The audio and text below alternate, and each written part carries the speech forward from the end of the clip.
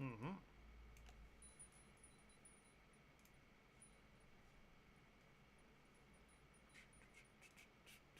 There we are. All right, let me find chat. No one's here yet.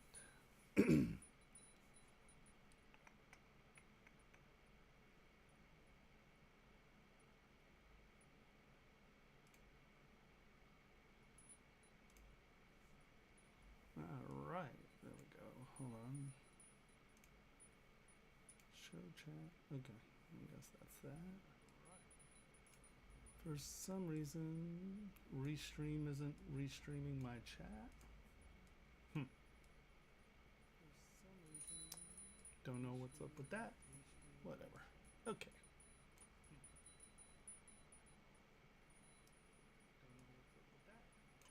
Hello, hello, hello. It is Tuesday, right? Gotta double check my calendar here.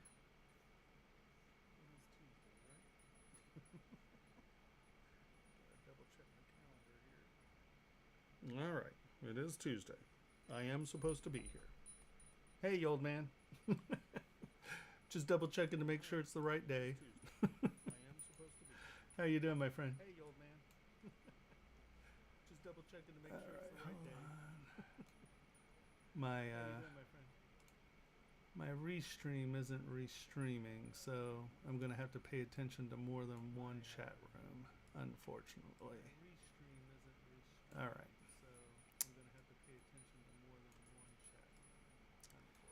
Can you hear me? Is everything good? Can you see me? Hola, Carlos. Can you hear me? Is everything good? Good. All right. It was a mad dash. I ordered headphones so I can then use Discord so we actually can talk through the Discord chat room. But I didn't have headphones for the house, so I ordered headphones and they literally showed up like 4 minutes ago, so I didn't have time to fiddle futz with it. But next week we will be able to chat through the Discord link. I just have to get all that stuff organized. And we all know how good I am at this grand organization stuff, right? All right, what do we got here? One sec. Organization stuff, right? I don't know anything about channel points. Leave me alone. Chat setting, is there something I'm supposed to be putting there? No, we'll leave that alone too. Can everyone see the link for the upload?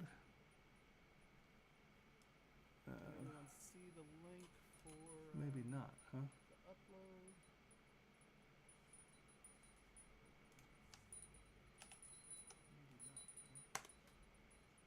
All right. Restream isn't connecting, so I don't know what to say. So I have to watch everybody.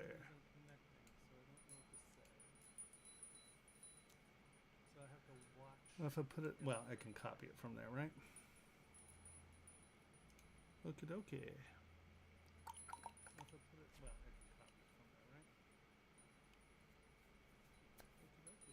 So we're here.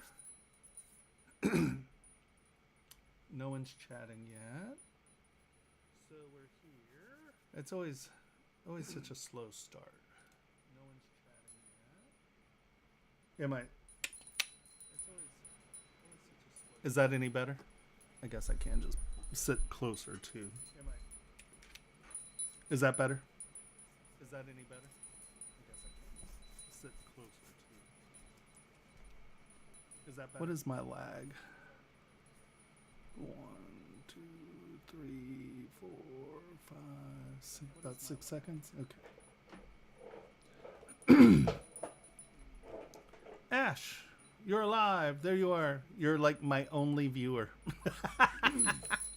So do you have a model that we get to look at this week? Okay. There you are. Good. You're like my only viewer. So do you have a model that we get to look at? Oh, hold on. Let me turn. I hear volume. I gotta turn. That's muted, so it's YouTube that's not muted. There we go. Mute.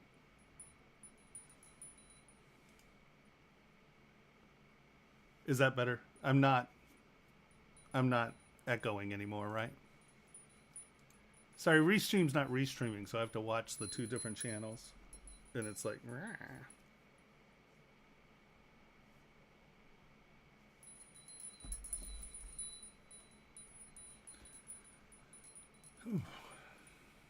all right, good. So Ash, you get to make my conversation piece there. Oh, I guess people are starting to show up. Hey, Rubers, hey. You're like my only person on Twitch, but YouTube has people. This is from Ralph, but I don't think he is here yet. I figured we'll give him a moment to come in. Have you been working on anything interesting, Ash? Great. I know, right? Stay within like the 8-foot boundary from Ash.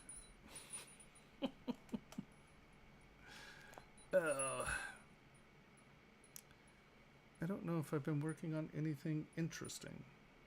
I've been doing a lot of little tiny sculptures at work. I'm trying to pushing slowly to try to get them to get a titanium casting machine. I want to start casting in titanium. Yes, that would be very exciting. Yeah, I think just sitting up and actually talking into the microphone helped that a little bit too, you old man. Okay. Let me double check and make sure that... Where's Dropbox?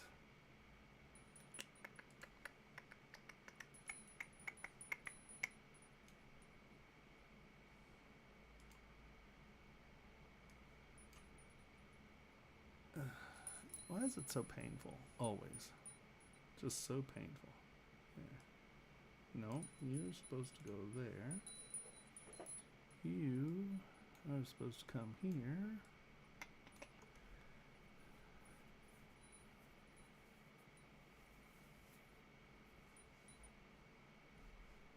I do know what you mean. I do. I always love when I tell people that, no, you know, I have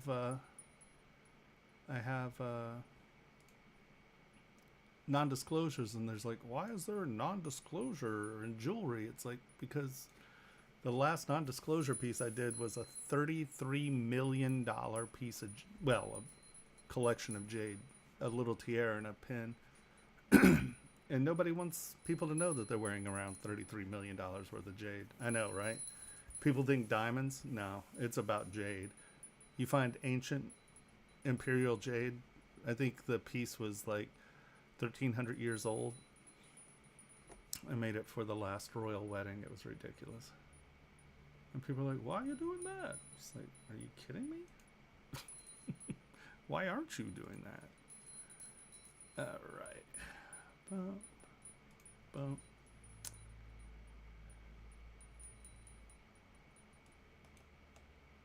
Oh, really? Yeah. Imperial jade, there's only like 2 mines on the planet that still produce imperial jade, and it's cloudy. I mean, like, really good imperial jade looks like cheap plastic. I mean, it's hysterical. It's just like super cheap plastic looking weirdness. Do I really need a pop filter from that far away?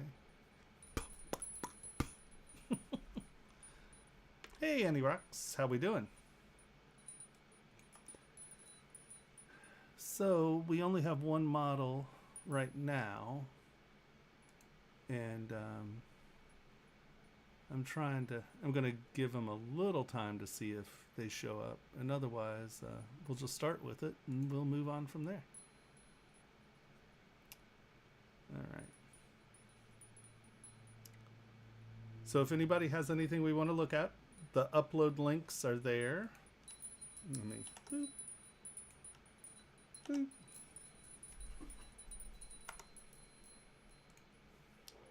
Man, having Restream brokes. No, right now there's only one person, and I figured I was going to give him a minute or two before I start. This is the only one in there right now. If you want to throw something up in there, please do. I think I need to get the upload key on the preview page so people know that they can upload during the week.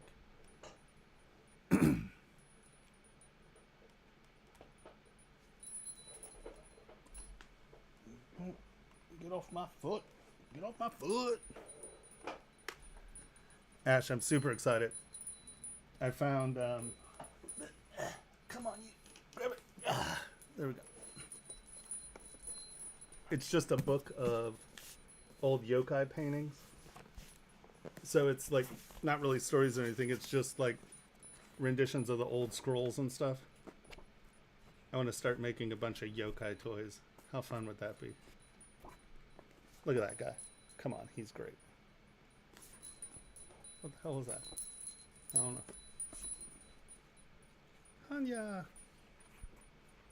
Super fun.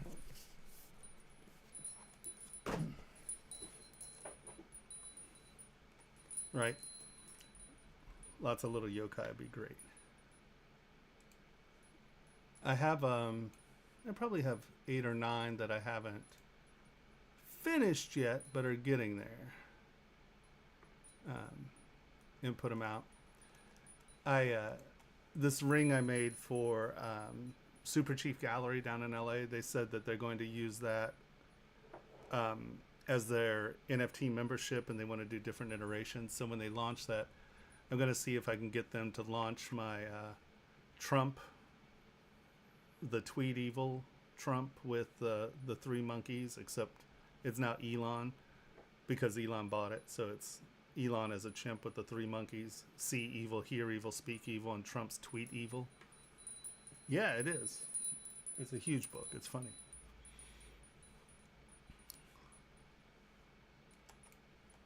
All right.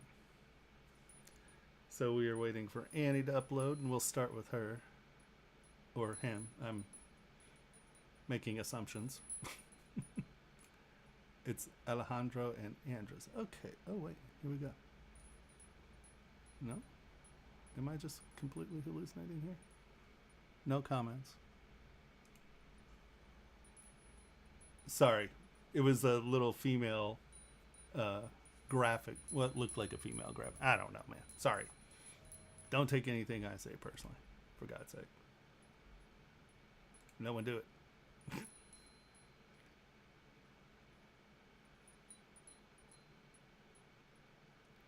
Oh, that's... What? Am I just completely crazy? I seem to have lost all of those file requests. Pixelogic. View uploads.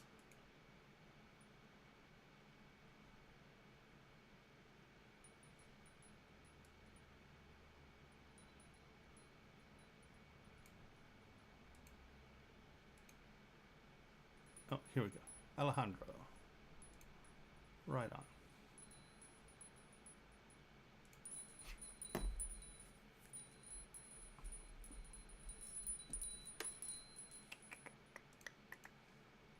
Yep, downloading it right now.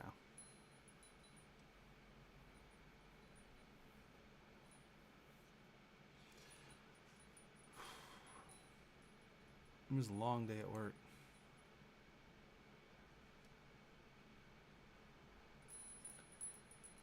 All right, where's my download folder?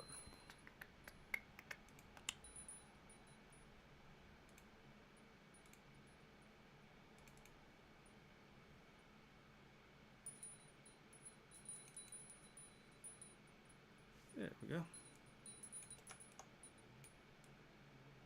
Alrighty. Okay. I'm going to make a new folder. I always blow this one. And I'm going to put the things that are visible into that folder. Now I'm going to make another folder. And I'm going to drag the things that are not visible into that folder. That way I can turn different layers on and off and not turn everything back on again, which I always do. I know. It's a nightmare. And no one seems to use folders these days. I don't know why. Alrighty. So, let's see what you got, my friend.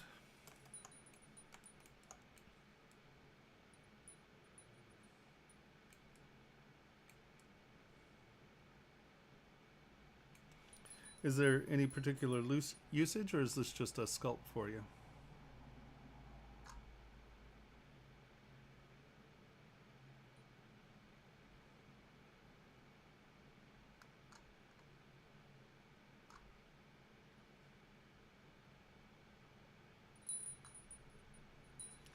Are you planning on printing this, or is this for image only, or for rendering only?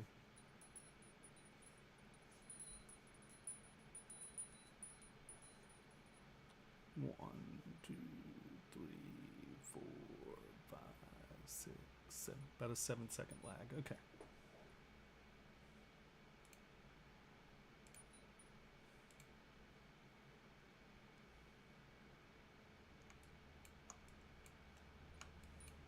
Right on. So for rendering, the reason I ask is because for rendering and for printing, they're two different issues, and especially with surface textures, there's a big difference because, like when you're rendering a human and you get every little pore in it and you render it and it looks fabulous, in printing that just makes a really noisy surface. So what your intentionality for the model is a big difference, or is a real issue. You know, the texture is very interesting. I like this. This is using the Beksinski brushes from... oh my god. Seriously? Ash, punch me in the head. Yeah. Thank you, God. Oh, it's going to be one of those days. I know.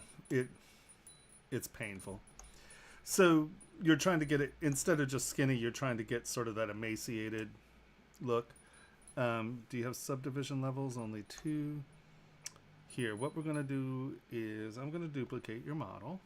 I'm going to drag it down here. I am going to make this model our home. I'm going to come down here. I am going to Z-remesh this.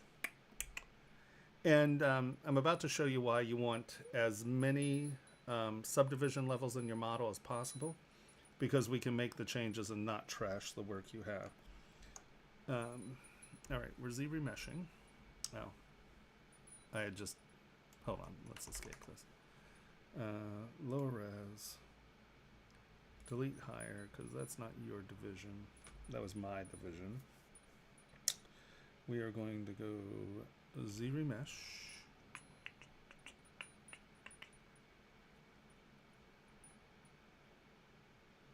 That's okay. I mean, well, how many subdivisions do you have? Sorry. Before I go redoing crap. No. Stop it. You have 4. What are you at? 1.64. Actually, we can't use this model. But I'm going to Z-remesh this anyway, because I want to get this very low. What's your base level here? Hold on. Before I do this is... Your base subdivision level is 25. Well, that's not actually bad. Okay, fine. We're going to delete that. I'm going to duplicate this model. We'll bring it down here. We'll hide this. And we are going to divide this by half one more time. We're going to go lower. Let's turn everybody off for a second so I can see what's going on. We're here. Not bad, but I want I try to get 7 to 9 subdivision levels. I prefer 8 or 9, and I'll show you why. Actually, is this our base model? No. I'm now just getting silly. Ignore me. We will go half, Z remesh. Half. Half. Half. One more half. Okay.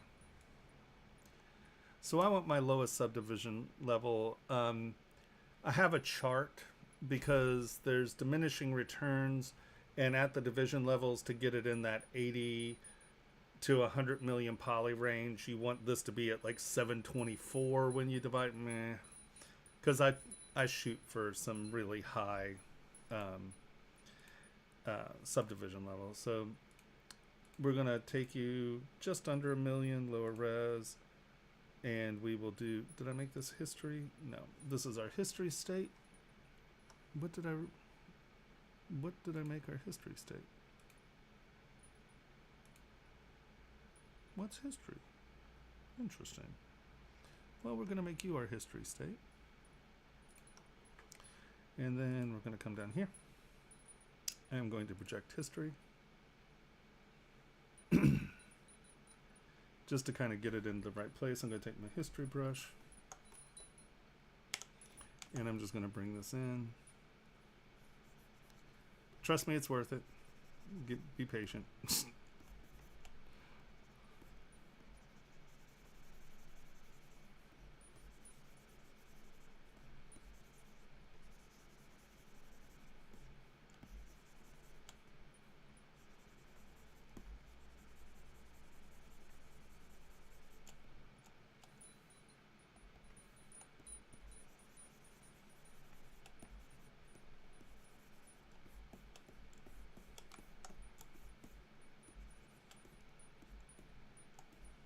Stop that.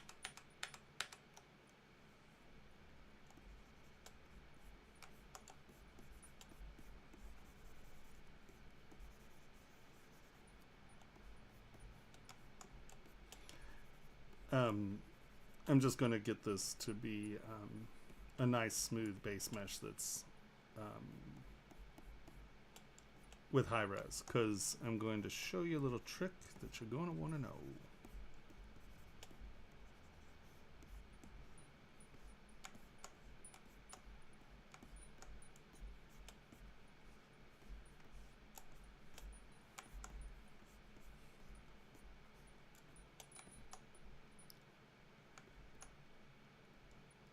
Oh, wonderful. Thanks, Paula. I will download it in just a second. I know it's fun to be streaming again. I used to have so many. It'll be interesting when people know I'm streaming again, so we get big crowds again. But luckily, we're here. No big waits. That's a big bonus these days. All right. So I got you pretty close. And we're pretty filled out. I'm relaxing the mesh.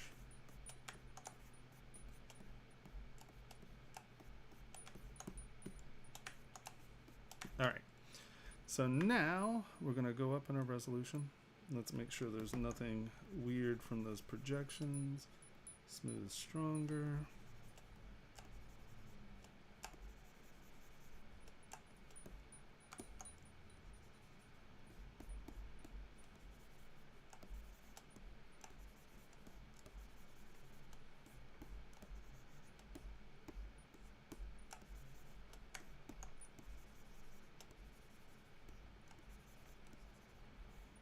I think my stylus settings have changed because that thing is super sensitive. Project history.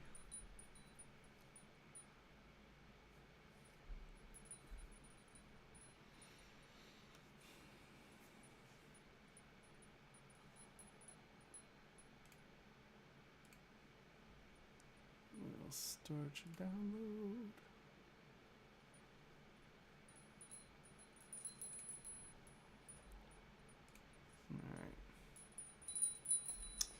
Okay. Oh, looky here.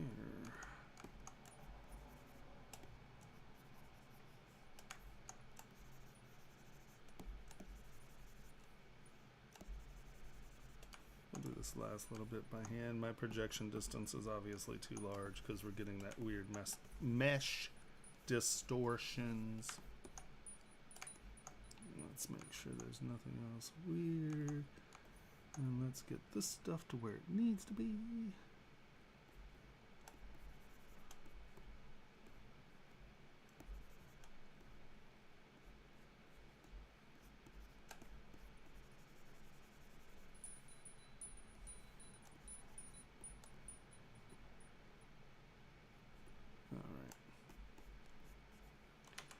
Okay, back face masking is an important thing. It only took me like 6 strokes to go, oh yeah, back face masking. Okay. And this side needs it. Alright.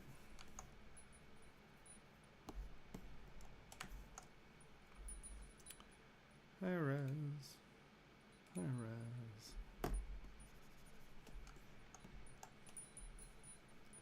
And I'm going to divide one more time.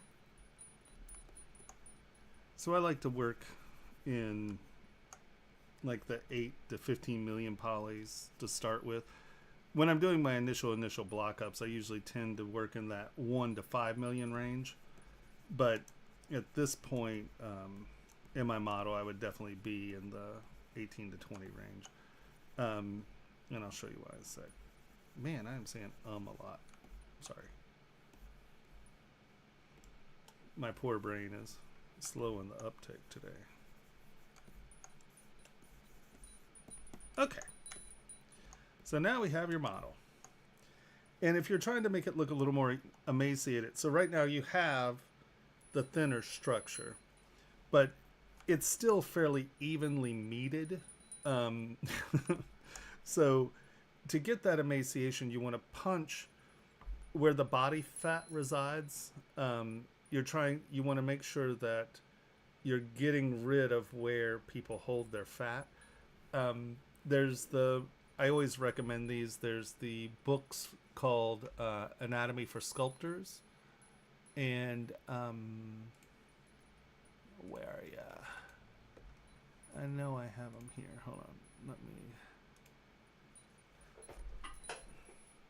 I should have a bunch of them. Anatomy for Sculptors.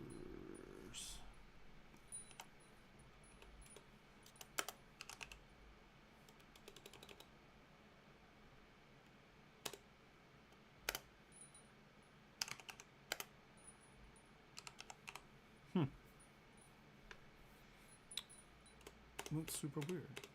Why isn't that showing up? Will it give me this?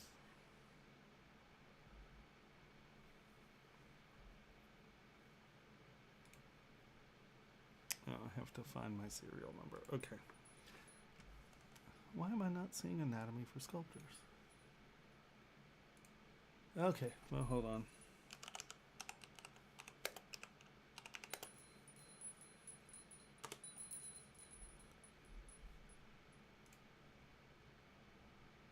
I mean, I have all of these somewhere.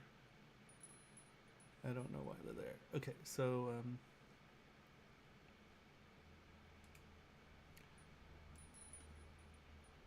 hey, how we doing, Mr. J? So in this series of books, Anatomy for Sculptor, if you can see on her face right here, see the yellow? They go through and they really break up the pieces, but they also show you where people commonly store fat. So it's a really good series of books for that. If you're trying to learn anatomy, I think that for sculpting, I think these are the best books you can get. And I was supposed to see if we still had the discount code for these. They gave me like a discount code for people to use, but it's been so long since I'm seen. I do, but it's in my storage unit. I have all of them physically. it's really interesting. They now have these 3D reference models. I haven't really played with them, but they're pretty nice. You know, where you can move around. And even here, this is a fairly good way of showing you. So, like, you have, like, these gaps. When you're just looking at the muscle structures, there are these gaps. And think about, if you're making something emaciated, those are the gaps that you want to see, if that makes any sense. Now, he's pretty robust, but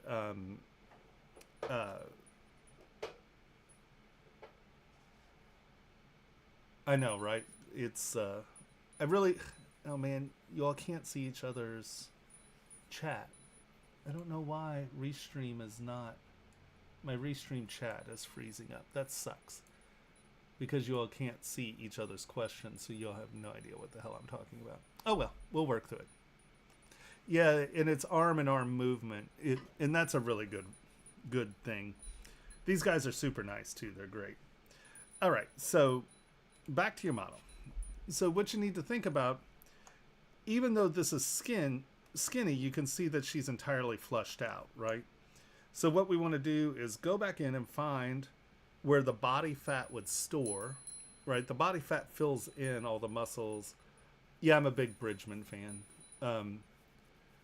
And honestly, I think that the anatomy for sculptors in their plane analysis of the muscle structures and form are really from Bridgman. So I think that the Bridgman books are another good things just to understand surface geometry.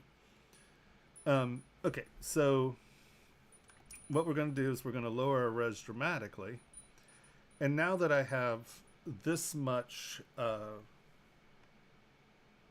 since I have this much separation between my low and high resolution, you'll see I'm going to use clay buildup because it's going to go quick. And let's make it a little more emaciated. So, whoa, let's turn that down a little. Thank you. We'll turn symmetry on. So, you know, you'd probably be a little emaciated here. Why is my, oh, because I have Gizmo on. Hold on.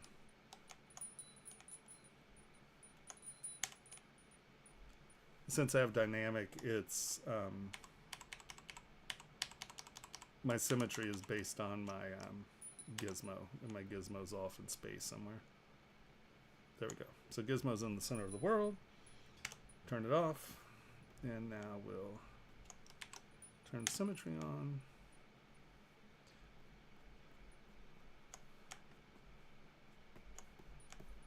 Think about, like, these bones are going to be protruding. You're going to get a gap in here because that's all fat. There's like just airspace there. Probably want to make your knees a little thinner. This bone will probably be prominent, so you want to knock this back and in a little. This will cut in some. This gap will be deeper. This gap will be deeper. And so you just want to figure out where the body fat is and then accentuate that. So, you know, up here you're pretty good. I would say maybe cut in there a touch. Punch this a little. And why I'm doing it at this low level is because once I bring my levels up, you can see that I didn't really trash the detailed carving that we'd done, right? So, and you can see just by knocking those in, we've made her look a little more emaciated than she was. And that's if you're trying to salvage your texture, right? Just come back down, scoop out some, you know, accentuate the muscle stringiness.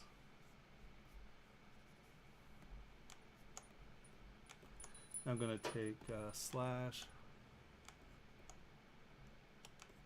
Oh, I'm sorry. I didn't know you were on time frame. Well, I will definitely go over the mod.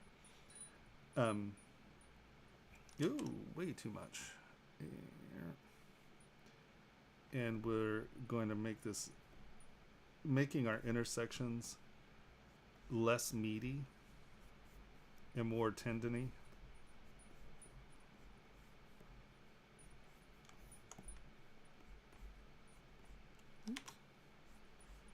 And you can see I'm doing it down here at this lower resolution.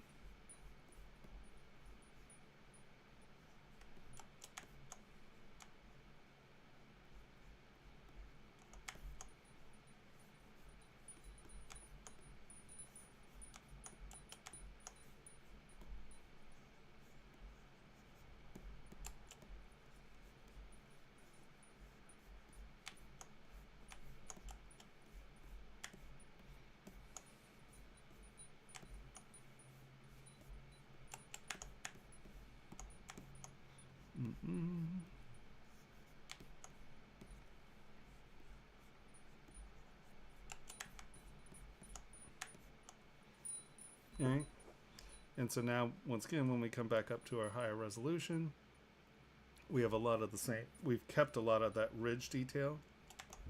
I've been keeping your surface texture, so that's a really good way of working with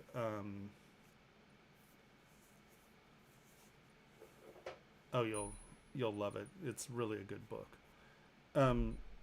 So that's a way you can, and you see how now she doesn't look so filled, right? She looks much more emaciated. You're taking away where the fat is and then punching in some forms where, you know, you're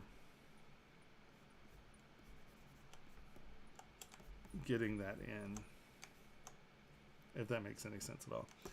Now, going into printing, I would say I'm going to use Sakura Kaku's brushes and SK Trim Polish. I would come back in and just sort of knock down some of your texture on your hide. And what that does is it gives the eye an area to relax on. So it's not just 100% texture. And that's a big deal for printing. Now for rendering, you don't necessarily have to do this because you're going to paint on, you know, your textures and stuff. But if you just think about it like, okay, well, you know, that's on the top and that's going to be sort of like, think about the texture might have been rubbed off or something. Now that's not what's happening, but it gives that top surface a place to rest visually. And that's super helpful. It keeps it from being so radically busy that it just turns into noise. And again, if it's for rendering, you know, you don't necessarily have to do this.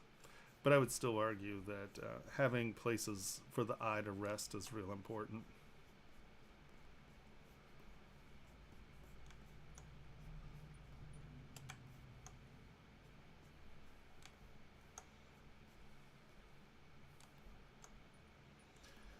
So the other tool that I use that I think would be helpful, I use SK Twist, which is once again Sakura Kaku's brushes. And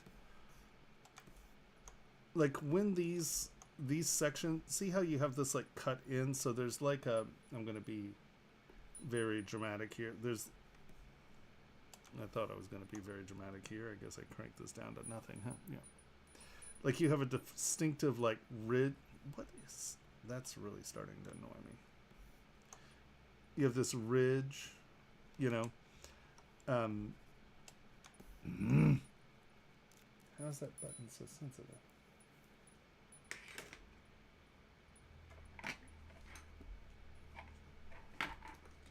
Where are my other styluses? All right, well, I gotta clean up in here. All right. So like for this muscle stuff, and like as these start to go in, I'm really fond of SK Twist because it allows you to change the directionality of some of your strokes. And I'm just going to be a little melodramatic here. How is that 12 million? Where is all this geometry? All right, I guess it's there. We're going to divide it one more time.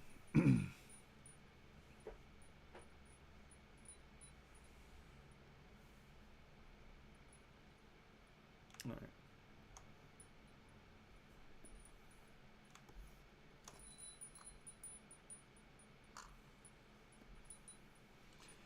So when you start to do these,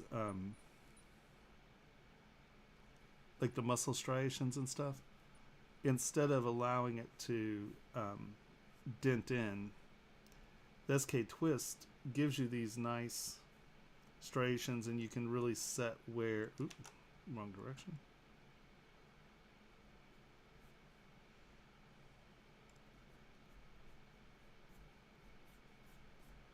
And what it's doing is it's creating a level, so it's not just cutting in, it's creating a high and a low. It's creating like a wave shape, so the edge looks like that as opposed to like that. So it creates nice lips that really catch light well.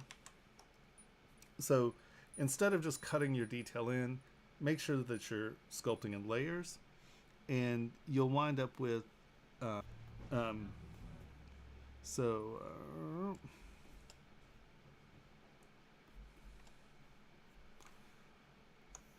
and then especially with this stuff, you're just cutting in, so you're losing your layering. And here you can see that now that is sitting on top, and it allows you to do some of this definition where you're doing it in layering.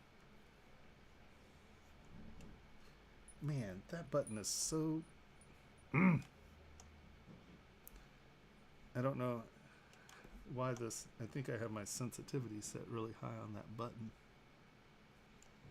because I breathe on it, it freaks out.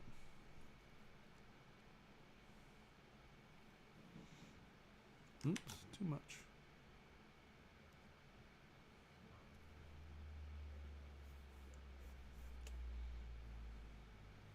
And I'm being a little melodramatic here just so you can see the layering you can get.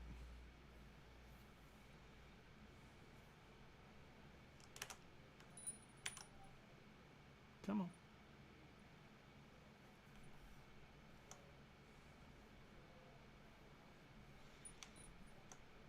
And I tend to use this with clay fill. So I fill up this side, knock down this side, so that's clay fill plus, and then that's clay fill alt. And that allows me to get really nice full layers that are going over one another. So you're really, and you can see how the light is helping you here, because you're getting actual layers in the muscle. It's not just V's. So when you start laying in your detail, it's very nice to have, is it okay? I'm working. Hi. One sec. My landlord. Yeah. Hi. So I just wanted to check in with you around the water issues. Everything's okay? No problems. No, it's good. And you said something about water backing up into the sink at some point, right? Yeah, anytime the laundry works. You're kidding. No, the washer backs in. Did you hear that? In that it's new. I mean, that just started, right? No, it's been happening for a few months now. You're kidding. Okay. The only thing we did, we turned the water out to, fix the leak. We didn't touch the drain. Oh no, that's been happening for a while. Okay. Yeah. All right. And so when the washing machine goes, it backs up into your When sink? it drains, it floods the sink. Oh, so then when something in the line has to snip it out. Okay. There is a clean out, somewhere, machine is clean out, so you have to get to there to clean out the line. Okay. And maybe that's wrong. Okay. No. I also need your email address, so text it to me, because I'm going to send you the 60-day notice that you asked for. Okay, fabulous. Yep. Streaming. Back to work. See you guys. Sorry about that. Oh, no problem. Sorry, guys. My landlord is selling the house, so I get to try to find a new place to live, as well as deal with them dealing with stuff. So, and like here again, instead of just cutting your V in here, if you use the SK brushes, like you can come back. Oop, that's not twist. you come back here and you can see how just, and this is on really strong. And hold on, clay fill. Let me knock that edge back and down. You can see how that makes a nice subtle edge. And then that's actually a fold. It's not just a V. And so getting those layers where they feel like they're folding is really super helpful. And it really sells the sculpt. It's a dramatic difference. And here again, you know, instead of these just being V's coming in, you know, ooh, let me turn this down. This is set. Oh, well, it's a 2. All right, there we go. And so you can see, you go one way, it strokes one direction, right? So this way, you see the front of the body has it. And then if you stroke up, see the other direction has it. So it's a really good way to throw some of these like subtle little things in going in different directions, right? Now this brush is way too big for this. Hold on, let's take it back down. And you know, you can see how you can go back and accentuate this brush stuff and carry it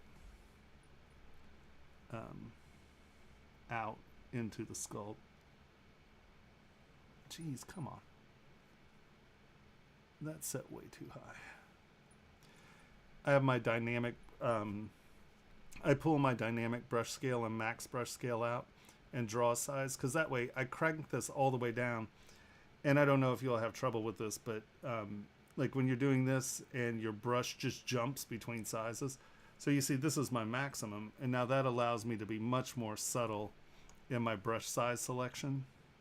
So that's something I definitely pull out in my UI.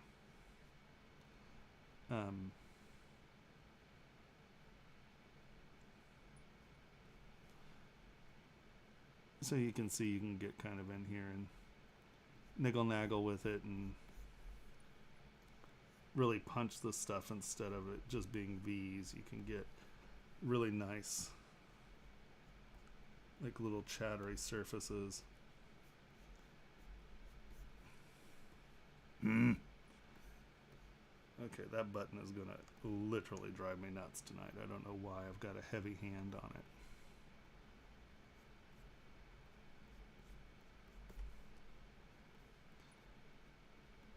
So you can see coming back in and going over some of that by hand removes the brush feel, especially if you're... Is my stream still going? Can you all hear and see me? Hello?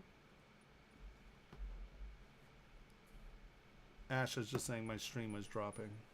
I just want to make sure that everything is still going okay. Feedback? Anyone? Anyone? All right, thank you. I'm like, And so the same thing can be, you know, sort of done here where just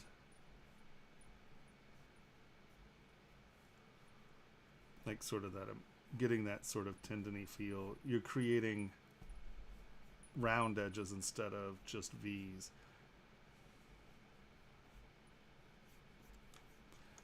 And I'm just, this is super light. You're just tippy tapping it, touching it.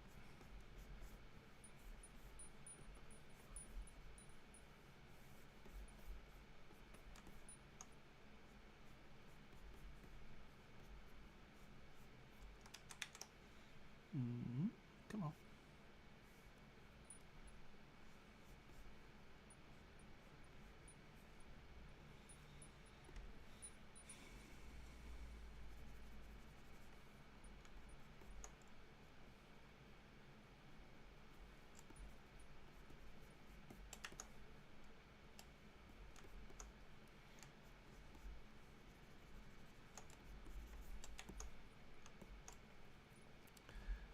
So,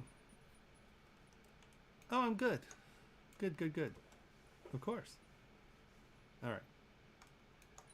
So I think that I hopefully that helps you a little with that. It's just, once again, trying to figure out where your fat would be, pulling all the fat, and then making sure that there's skin tension between like the peak of the muscle and the neck. Think of it more like, you know, like thin leather being stretched between things as opposed to anatomy, right? So look at how the substructure and the muscle structure and your high bone details are going to shine out more than the meat shape. And yeah, that's, you know, making sure that these look like bones.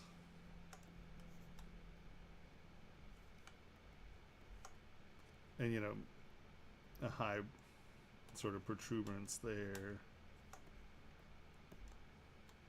And just get your, you know, your nice hard bone surfaces protruding.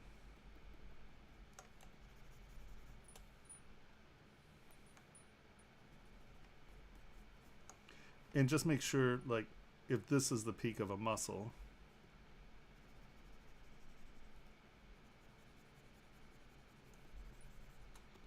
and it's coming down, this muscle sort of splits. So when you're blocking it up, think about what's happening here, right?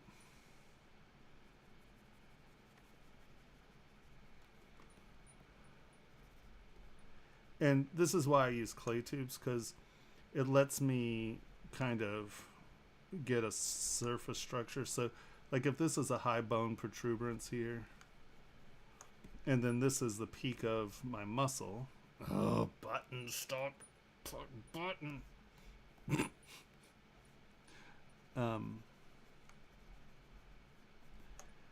And then with clay tubes, it lets me come in and just sort of fill in so it feels like meat going from bone, like to a hard surface, up and over my tendony stuff.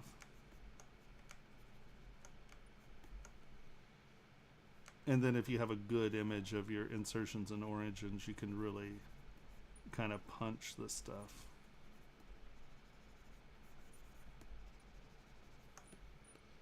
And that's what's going to make you feel sort of emaciated and weird.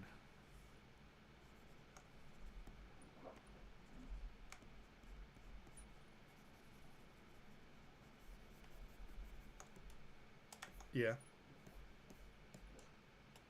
No.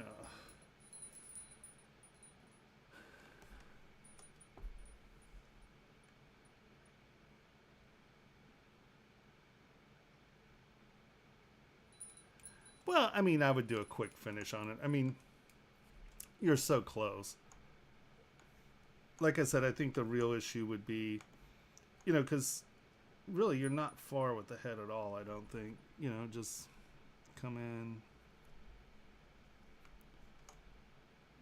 It looks like your lips are sort of smooth and stylized.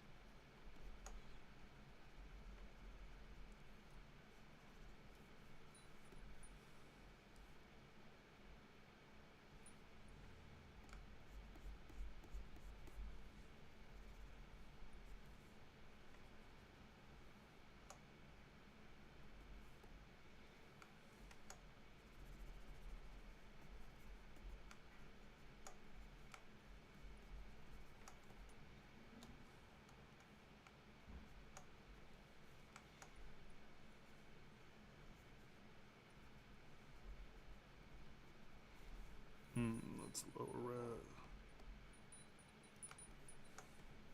And here again, I think a lot of this is literally just kind of knocking that lip off the tip. So there feels like there's a layer going on there instead of just V's cut in.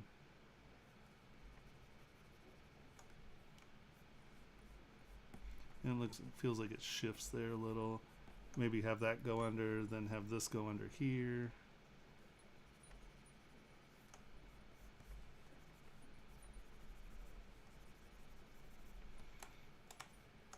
And break that up so it feels like it's actually meat sitting on things instead of just these V's cut into it.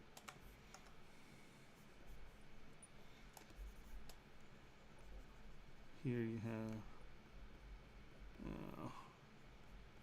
I just hear the laundry coming up in my kitchen sink. This is something that's been happening recently. And I'm a germaphobe. Ugh, kills me. Inflate.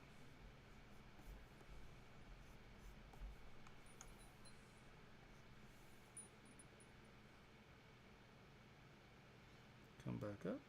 There we are.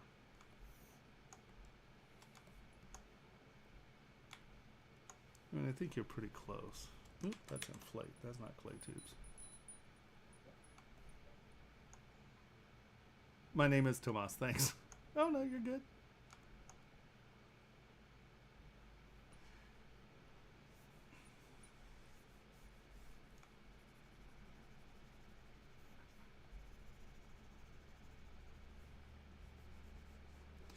But again, think of this stuff sort of in layers.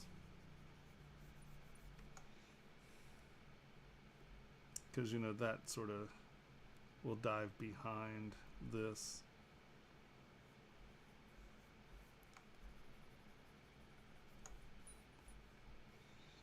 And make sure there's tension, right? Don't let it get loose, especially if you're dealing with emaciation. You know, you want to feel like there's that surface tension.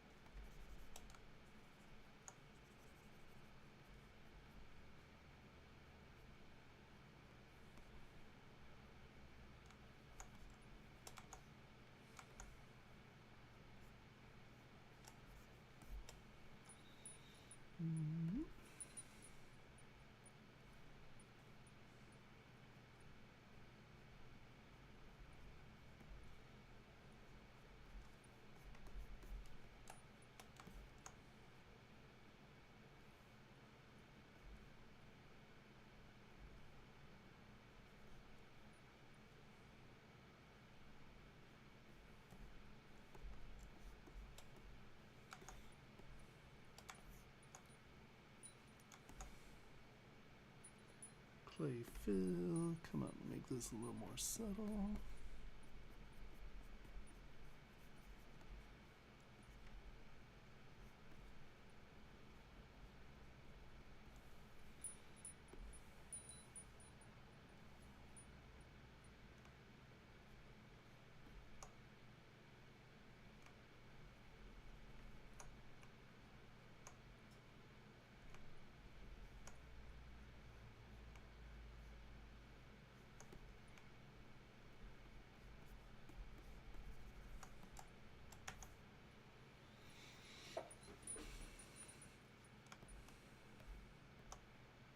Yeah, and just make sure, you know, you have different layers. You're not just cutting into the surfaces. Remove the fat. Make your edges crispier. Instead of everything being nice and smooth and soft, come in and facet these edges. Right, where you're getting like these little suck-ins. And at this point, I'm not trying to save your texture. I was just trying to show you how you could.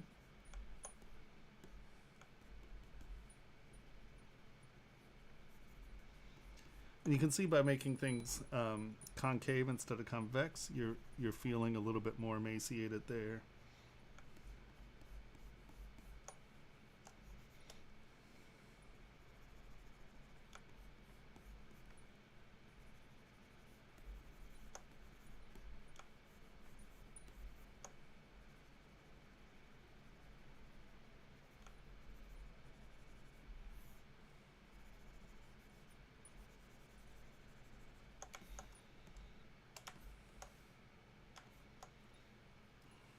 Really.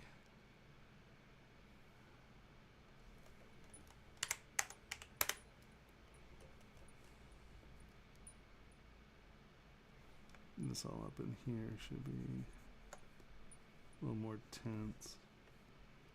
This actually comes sort of from back here and up and around.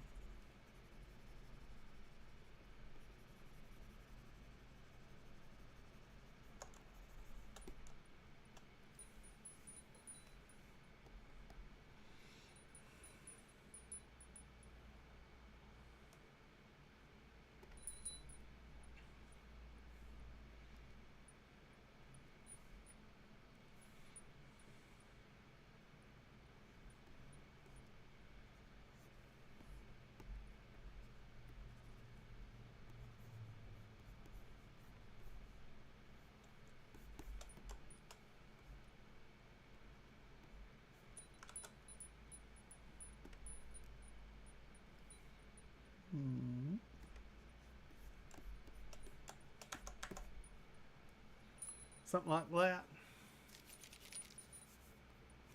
Of course. All right.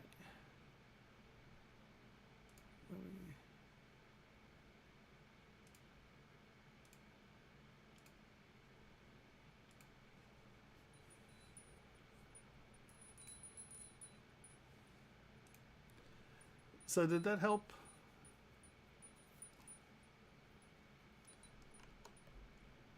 And yeah, I would definitely. I tend to be a finisher unless you're like having real creativity lock. Then I would say just go work on something that's like work on like a Toyota car or something, and then come back. If you're ever having creative lock, don't stop. Just shift and like try to copy something in detail, like a camera or a car or something like that, and it'll get your mind off of like, oh God, I have to be creative, because you're copying something and you're tuning a skill and you're moving forward. And then when you come back, usually that's enough to loosen you up to the point where you can approach it. But it looks great. It's a lot of fun.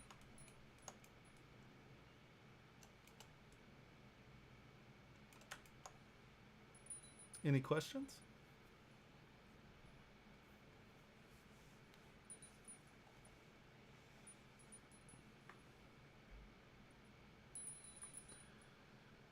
All right, let's go here. Load tool.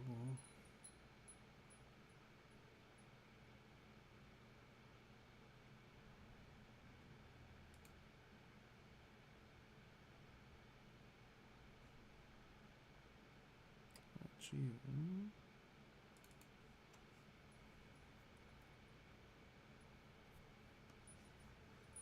Why is that not showing up? Where did you go?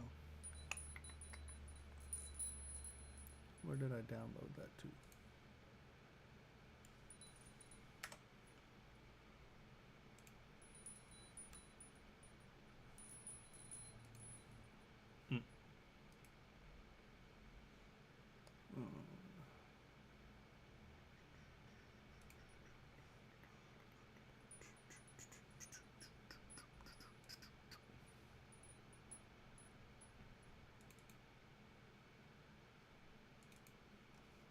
Okay.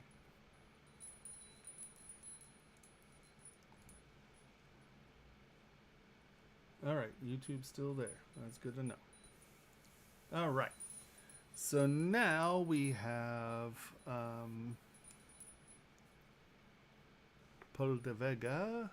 So that's you. Frame.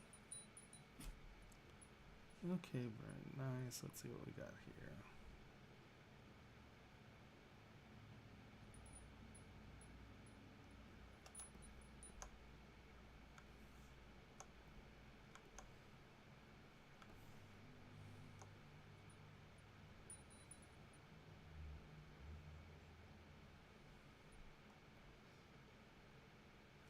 I like your texture differences.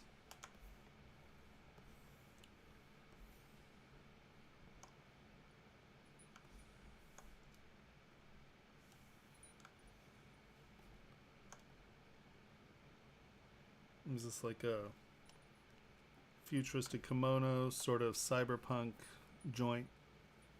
Thus the plastic bottom jaw and the meat on the top. For the most part, I use clay tubes, SK twist, SK clay fill, and then I was using this deep cut fold, which is one of Pablo's. I think that's part of the fabric set. I use a lot of Pablo's brushes. His base brush settings are so good, and then I go back and change the alphas and stuff, and then that way I can do my custom brushes on top of his excellent brush creation. Me trying to create brushes is painful. All right. It sort of looks like a combat kimono or a tech kimono. This looks like a bulletproof vest or one of the military vests. And then, like I said, it sort of looks like, because the fabric, because you have the skin texture on everything except the bottom jaw, so I'm assuming that that's sort of a tech implanty thing. Are you there, Paul de Vega? Hey, Voxel, how's it going?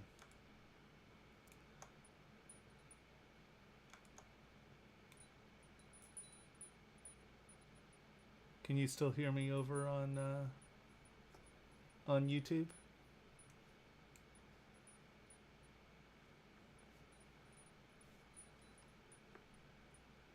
Sorry, the restream chat has just been sitting here spinning, so I have to post individually to everyone. I apologize, guys. Okay. All right, great. I like the new eyebrows. So I think you're pretty far along here, so it's looking good. I would say that here again, I would use twist. This ear detail is a little deeper. And then, oops, you probably want this little groover in here. Oops, wrong direction. The ear canal.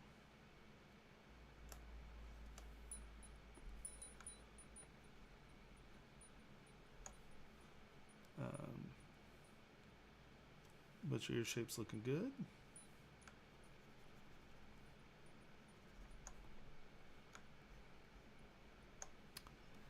Oh my god, that button is gonna make me crazy. I don't know why I keep touching it tonight.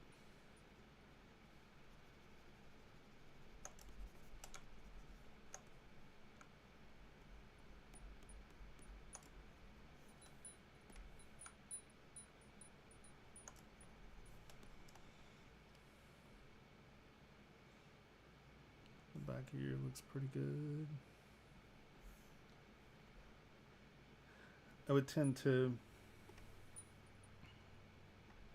have this crease a little farther up. So normally this is sort of this shape. It doesn't usually go all the way up the ear.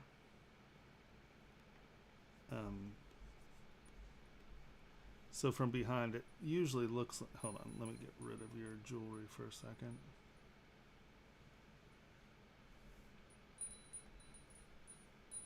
Nope, that's not what I'm trying to do. Come on. Where's the jewelry? Oh, there it is. Let's hide these for a second. So under normal circumstances, your ear is probably going to be a little bit more like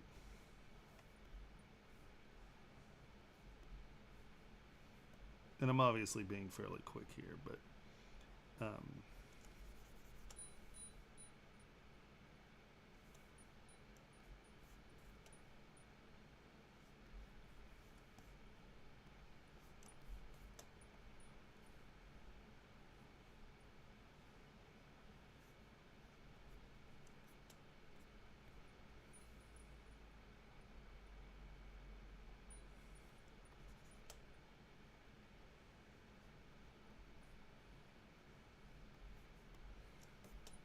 right. That brush is just acting squirrely on me. Everything's squirrely tonight.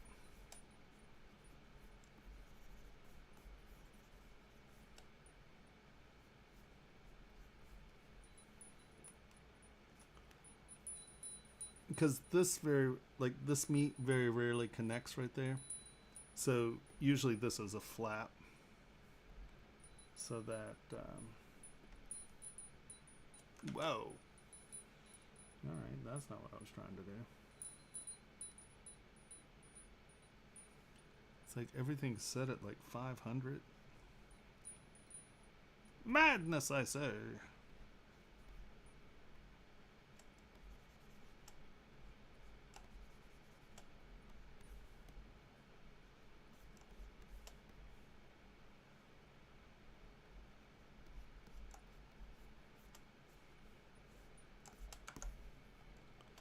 So it feels a little more like that. Now, of course, you can smooth this out, but you know, instead of it feeling like it's connecting all the way up, there should be a little bit more airspace in there.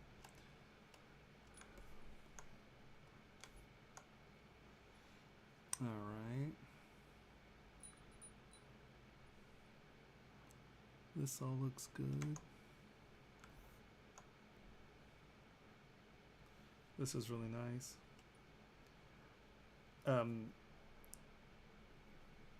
Again, if it's for rendering, you don't necessarily have to worry about this. But if you plan to print, make sure that you accentuate those edges so there is, so it'll show up in the print.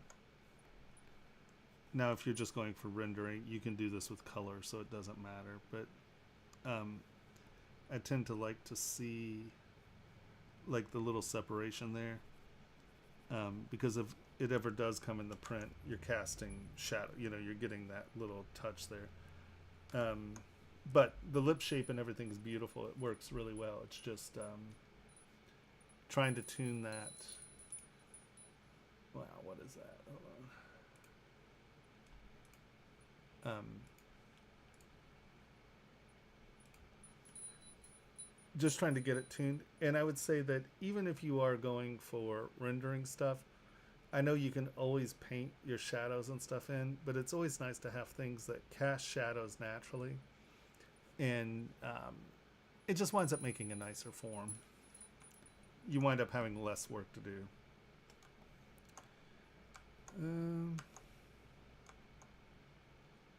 I would say, although your features came out, I think like maybe you smoothed them a little. Just get a little bit more crispness into these, just so it doesn't feel super soft. And just even something like that, right? Because it's going to cast a shadow, and those surface tensions are nice in shadow, right? As opposed to it just being super smooth and homogeneous.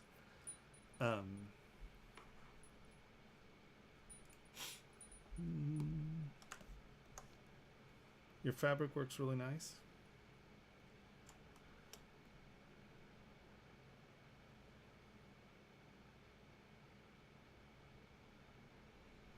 But again, you might want to use twist in some of the deeper areas, and it'll allow,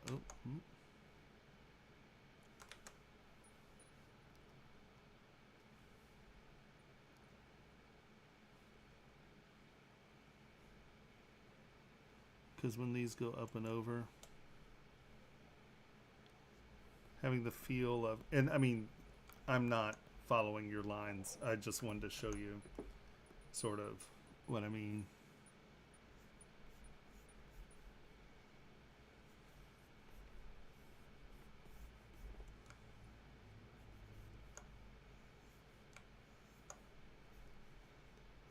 And like I said, this isn't necessary. I'm not correcting your cloth. I'm just trying to show you what twist does with a wrinkle. Wrong direction.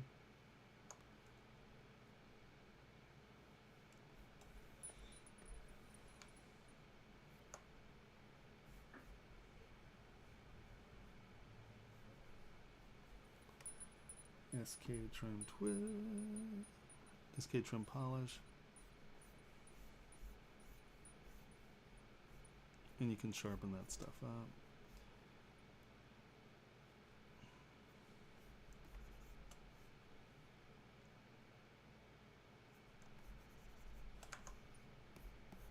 But let's look at the difference between the two sides, right?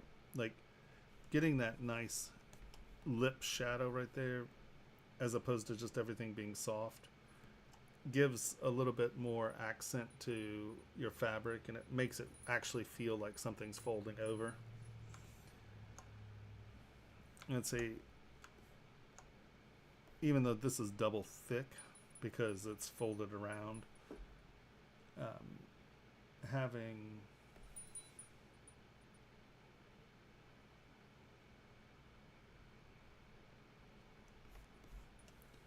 something that's a little bit more, no, I don't have back face masking on. I'm trashing the back side of this.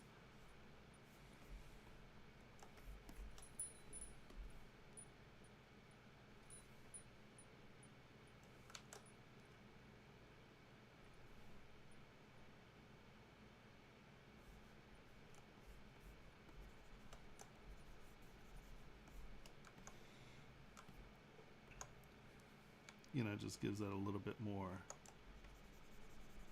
weight into where those transitions are.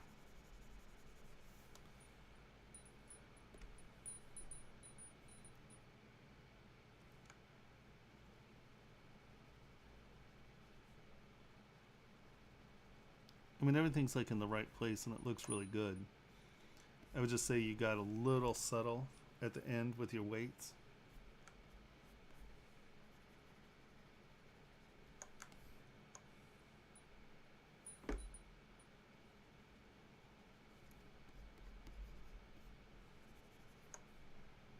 Right, because you can get a little weight there.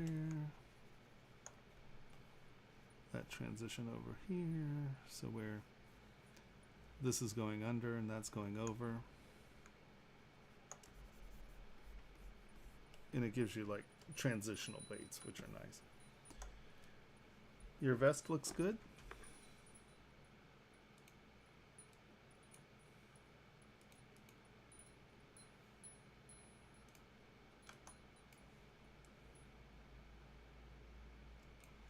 This nice soft, the difference between this being thinner, more roughly, this like indent, the indents here are really nice.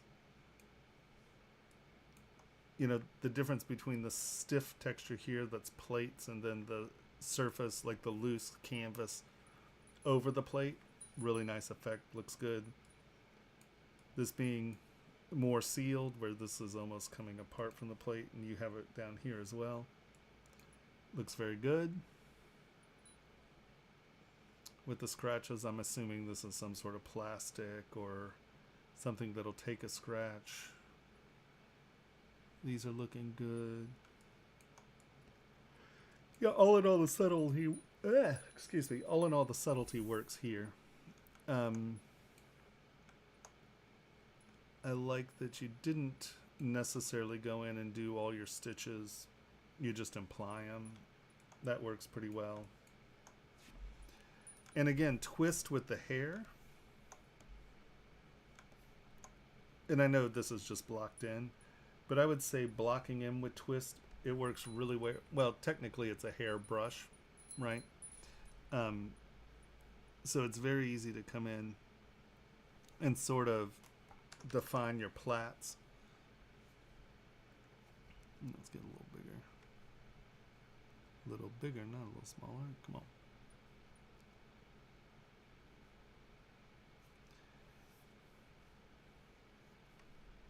And I'm just doing this very roughly. But you can see how using the twist you can define again what's kind of going over and under.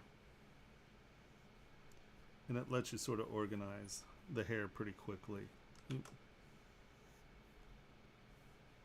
And where the V's, you can lose sort of some of the dynamic layering and directionality of the hair. I find that twist helps a lot. Sort of define plaits. And see how that gives you a little bit more of a roadmap on how to go about doing the plaiting of the hair. Your eyes look good, your nose looks good. Let's turn everybody back on. You might get a little bit more dramatic hanging here since this has weight in it. This might be bearing a little bit more weight in the sense of, you know,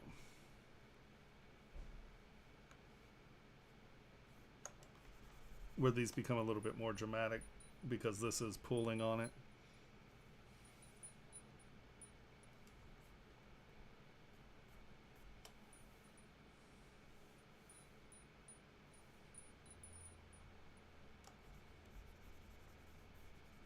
Something to think about. Because it's just sort of sitting on this curve. This curve, or this fold, isn't readjusting for the weight here. It's just continuing down and through. And it would interrupt here. The weight, you know, because it would kind of dip up and under there. Because the weight is collapsing in. And because of that weight, this might not just be a pucker here. This might tie to that shoulder a little more. Hold on. Where the weight's really coming off of the shoulder and then down and around.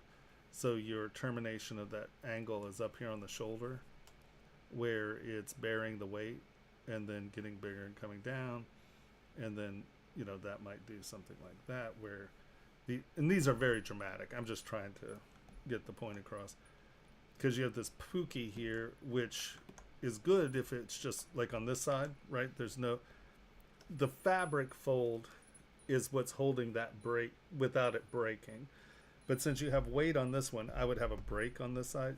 I mean, do you know what I mean? Like a crumple. And then that way it appears that this is coming off the shoulder. Your weight would bear on that shoulder a little bit more.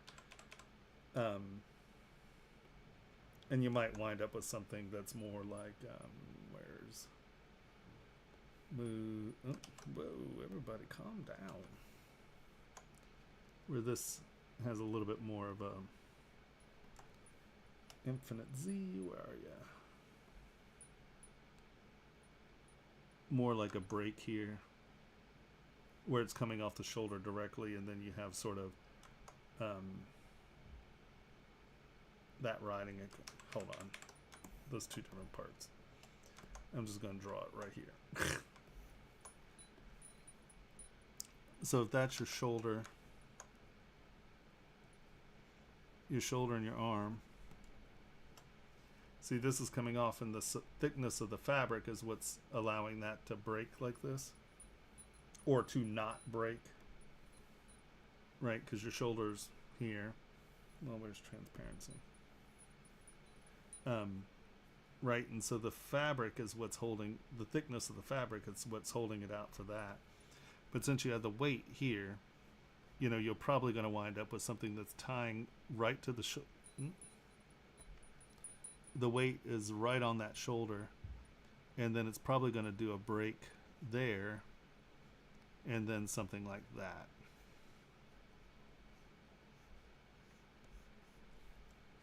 If that makes any sense.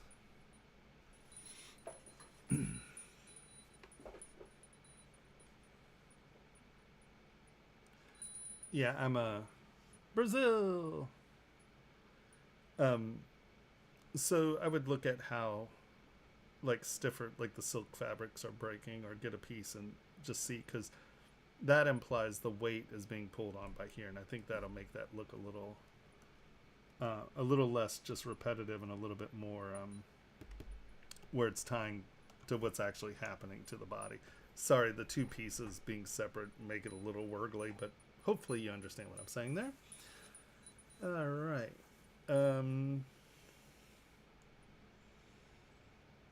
Yeah, I think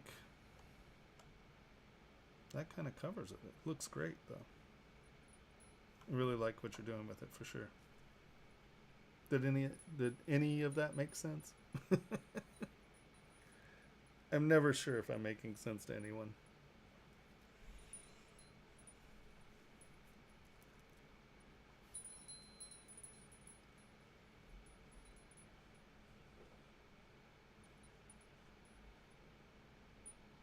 Anyone? The lag always kills me. I hate not being able to talk to the person.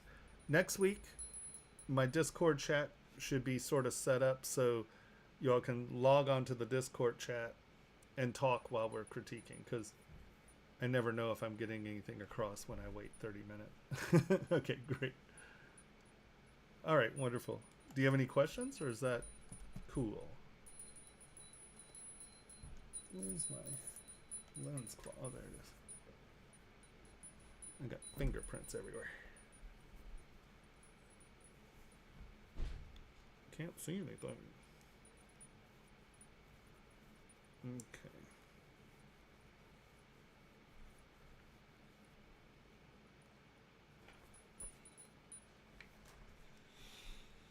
Okay. So next would be Yusa. Great face, man.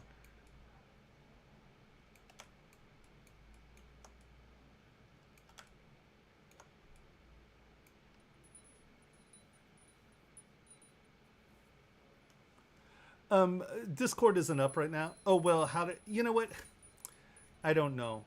I have to ask Juan to help. I can't see prompt my way out of my paper bag. Hold on, let me see if Discord is. Like I don't even know where Discord. Oh, Discord's probably up over there. Next week, I'll sort it out. I didn't have headphones. I just ordered headphones, so because I can't chat without headphones because it echoes. So my headphones are at work, so I had to get headphones for here. So they're sitting right there. So next week I will have this sorted out, I promise. Sorry, guys.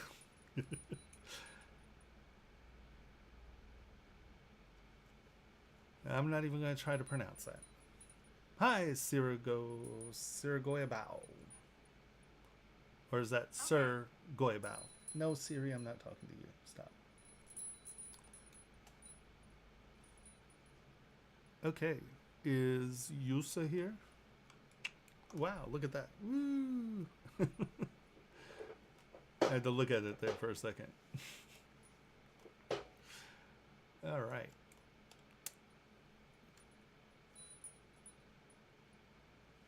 Okay. Awesome.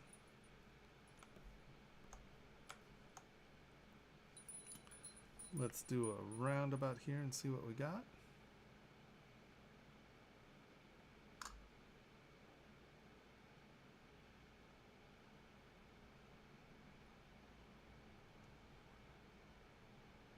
Your anatomy looks great. I like the tensions. The face is great. It's funny.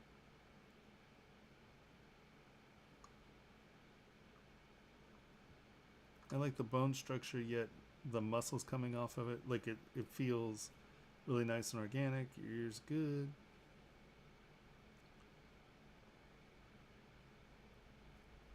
Your outer arm anatomy is very nice.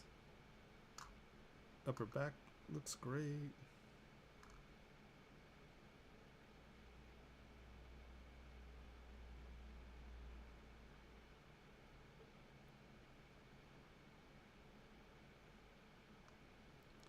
Honestly, it looks great. The only thing I would say is I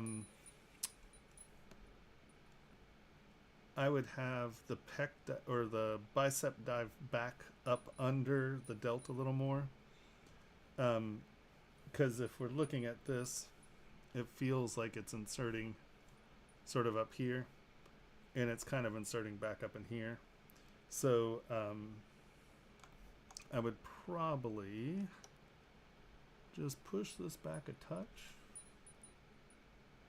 so it's up under. Wow. I think it's the settings for this or something. This see how it bounces back? What is that about? The stylus. My stylus is wacky.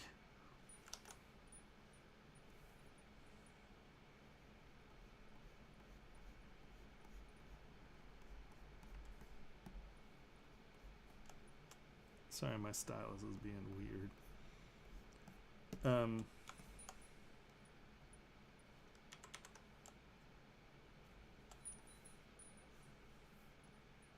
Everything's bouncing back. It's weirder in hell.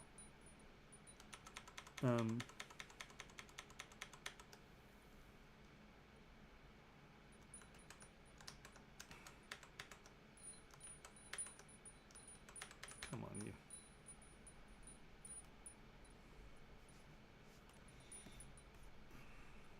Yeah, it's broken up. Yeah, give me this.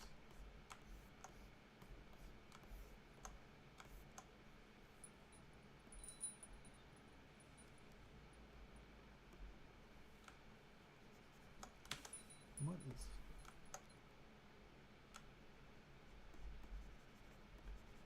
And it's just subtle. It's not a lot.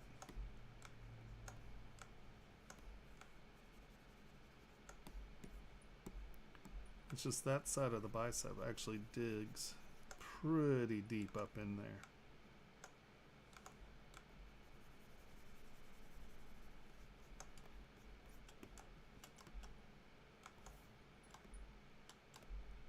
Come on. Really? You're just going to bounce back and forth for me? Oh my god. Alright. I think I might need to reboot. That might be the issue.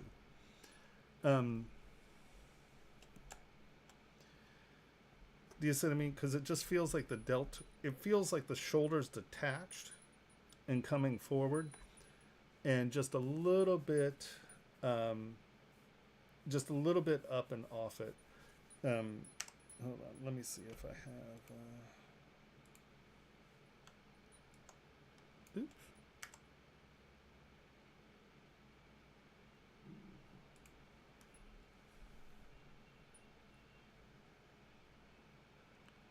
See how deep it's digging up under there?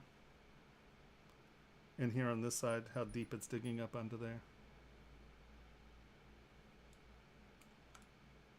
I don't know how to navigate that. There we go.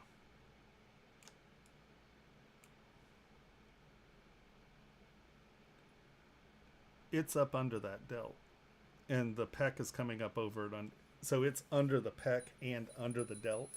So, it dives up under that armpit pretty dramatically. I don't know how to pan on this. Bastard.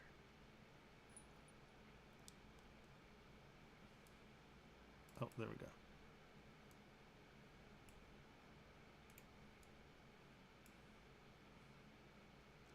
It's way up in there.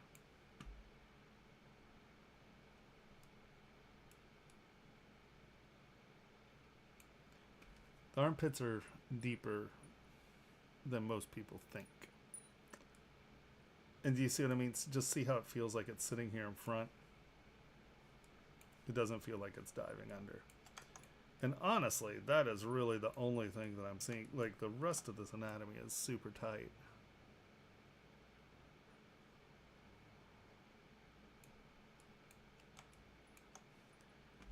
I can't believe that.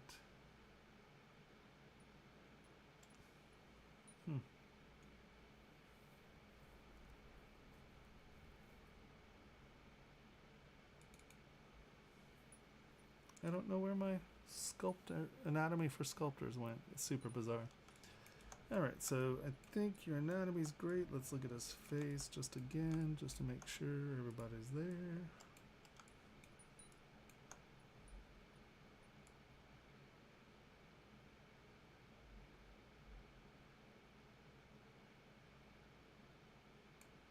Yeah, nothing to really say about it. I mean, other than it looks great, you know? I like how loose you are with your strokes because I say this a lot when I'm talking to students and people for critiques and such. I like how you're using your brush to set surface tensions, right? I mean, as you're stroking, right, you're leaving the directionality of the muscle and you're leaving that stroking in. And it really helps develop surface flow, and it feels like skin texture or skin directionality and the tension of the skin. You know, it looks great from behind. You know, I mean, just minuscule stuff. That's a little deeper probably in all reality. Especially, he seems to be in a fairly flexed state. So the back of the... Like, this stuff would be a little bit more prominent. Like this in there. But, I mean, I'm nitpicking at this point. Yep, the only thing I see that's an issue is that it feels like the arm is not going up under the delt and the pec. It feels like it's sitting here in front, right? Yeah. That's the only thing I see.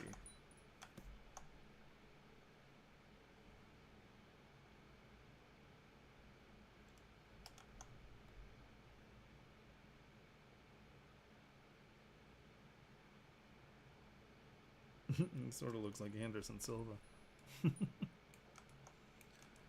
Much beefier Anderson Silva.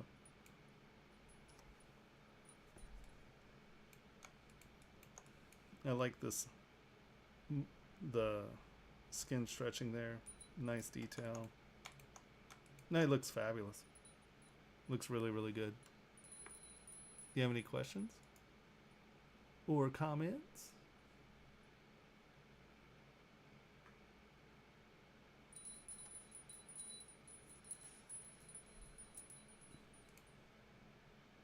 Anybody? Anybody?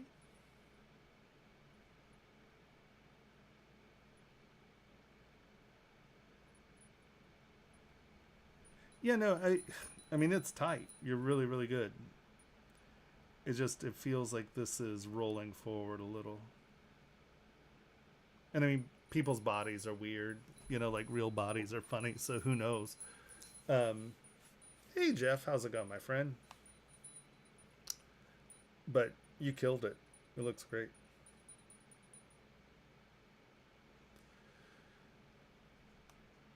Of course. Yeah, no, it looks, did a good job.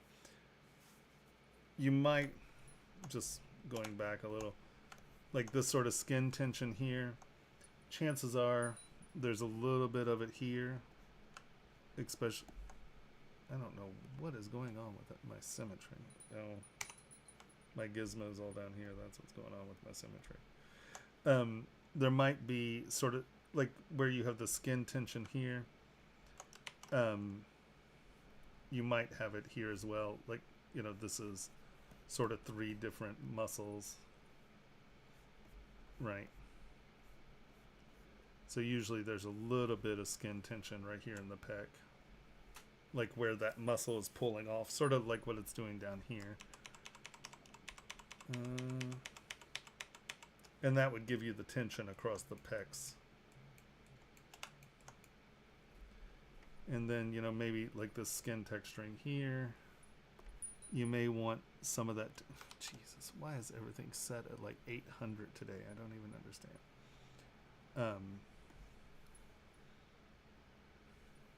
You may want some of that tension meat there. Look at some bodybuilder pictures, and because the skin is stretching between those high points of muscles. Yeah, other than that, it looks fabulous. Well, I say other than that, but it looks good. I'm doing very well, Jeff, and how are you doing? All right. Any other questions? Here, let's look at... If you don't have questions, let's look at this model. I was kind of waiting for him to show up, but maybe not. If you do have any questions, don't hesitate to ask. We'll go back to that model.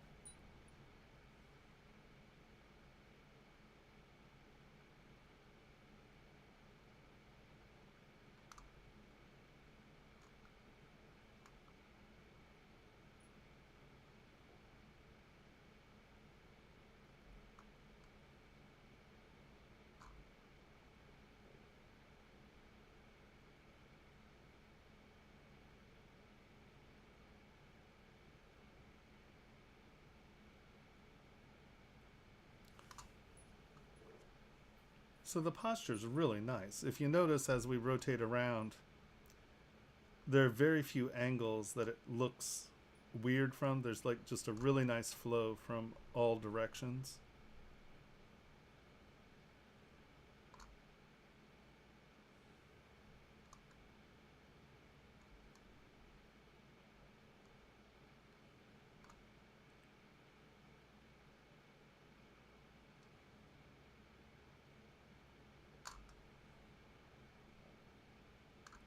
But the bones work, like, you know, the arms not twisting. The anatomy is actually functioning even in this high stylization.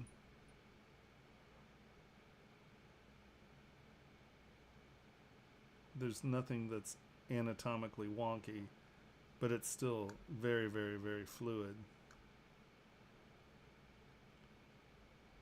You might... Looks really good from there. You might want just very subtly, give me move elastic. Maybe set very slow. Get just a touch more curve in the neck here. Just to get the stroke and return, because it looks like, oops, that was not the pencil, was it? Just to give that a little bit more linear flow there, because these make it pretty straight, and just getting that flow in the neck a little, and I move that very little, right? But just so there's kind of that stroke from here, and you're also getting this line.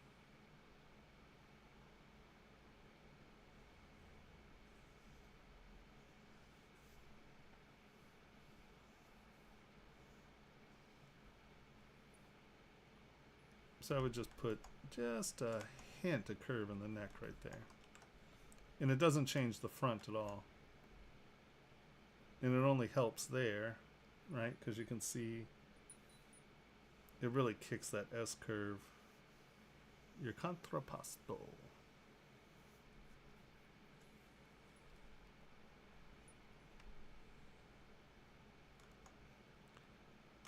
It's very nice. Your hand positioning is nice. It actually feels like there's weight in them. So don't, make sure that, you know, they're actually touching. And you may even want to go as far as, well, that actually, it's nice. This string is down more, as if it is being pressed. So, and don't hate me because I'm lazy. Here. Just have it touching. Right. And have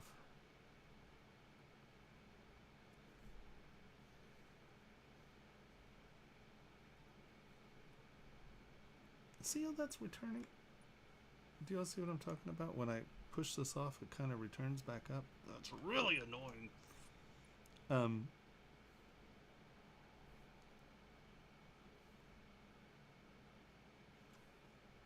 the only reason I say have things touching is your shadows and everything. It's very important. And also, it's one of the things people have a very hard time making hands actually feel like they're gripping something or that they're flicking something. And so, like, if he's finger stroking, you know, have it where it's on the string that he's stroking, or, you know, if it's the second finger there and then this one's up or whatever, pay a little, because he's beautiful. I mean, he's so tight in so many ways. Just don't let his hands float, I guess is all I'm saying. Sorry, I mangled your hand there. Like I said, don't hate me because I was being lazy. So let's do another look around real fast.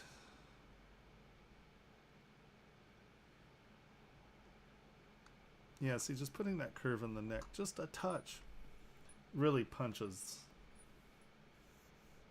Oh my God. Really punches that.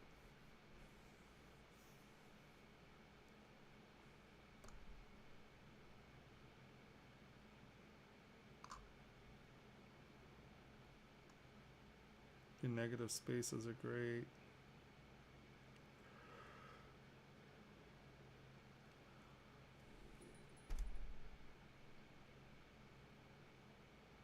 Oh, he's fabulous. He looks great.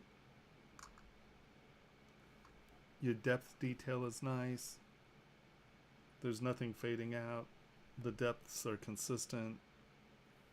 I like your crisp edges. Like I said, stylized. The anatomy is actually functioning correctly. It's actually a very tight piece. awesome sauce. It looks great.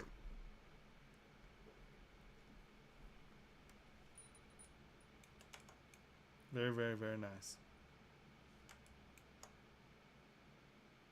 Yeah, just those two things. Make sure the hands are touching. And like I said, just punch just a tiny bit of curve right there. And that silhouette's gonna do a lot of leg work. I like that there's airspace in the leg here, so he's not completely hiding behind the base. You might, let's see, I might be completely off on this one, but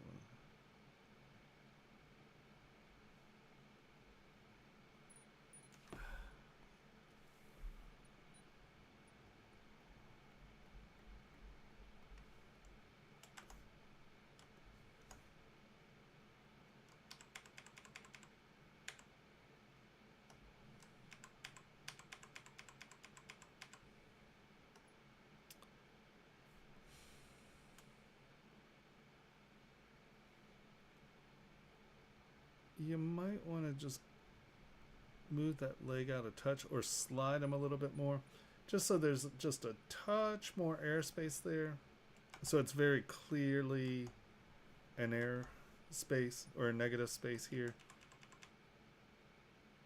Maybe I'm not quite. Whoa, not 100%, not 100% convinced that that's a good idea. You just have very strong negative spaces, and this one just is a little.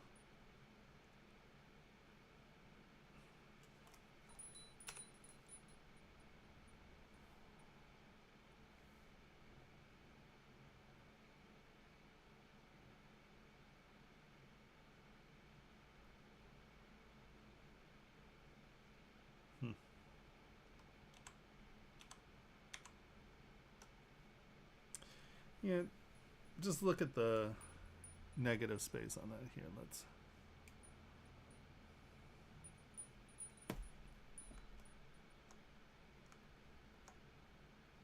Doesn't my thing get bigger than this? No? That's fine.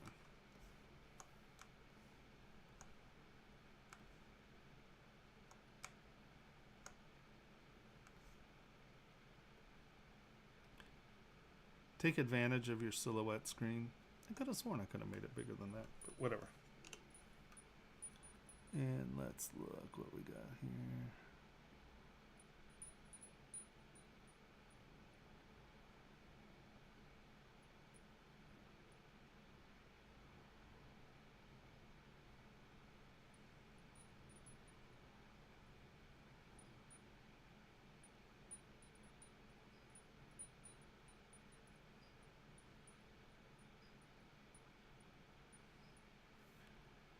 So basically that's front.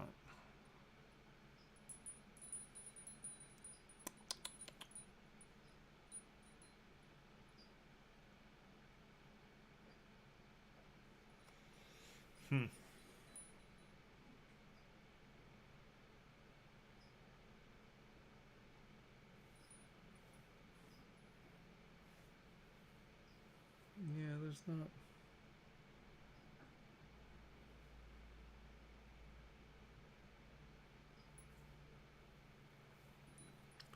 I mean, it's close.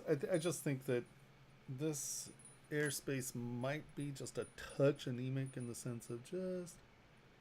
See how that thickens it up just a touch? But that's just me being psychotically persnickety. It looks absolutely fabulous.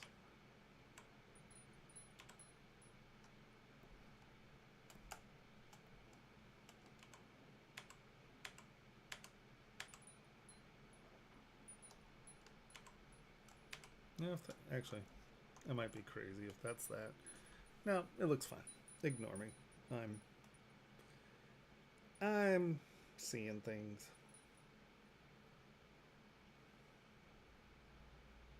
No, your silhouettes look great. It looks great. neck and fingers. That's the only thing I can see.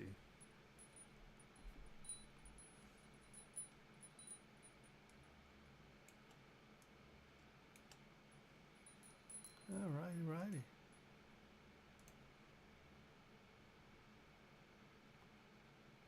Okay.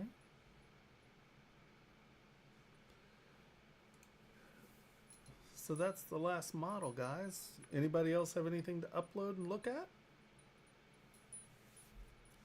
Or anybody have any questions about anything at all? ZBrush, design, forms, anything?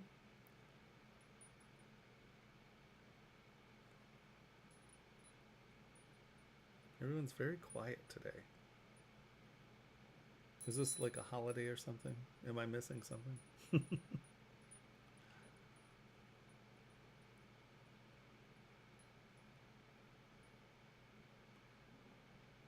Yes, please do. Of course. One second. While you're doing that, I'm going to run to the restroom really quick.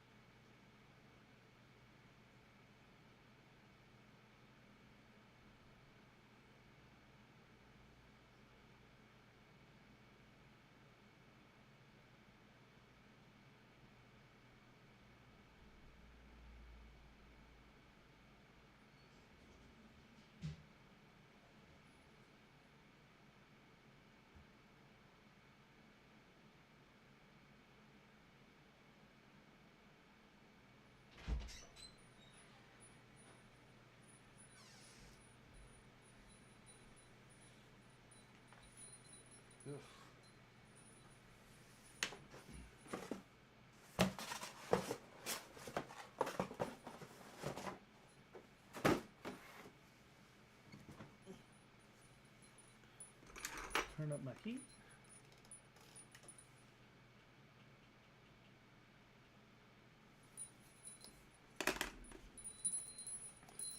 Alrighty. No one said anything since then. What'd I do to make everyone so quiet? Are people intimidated?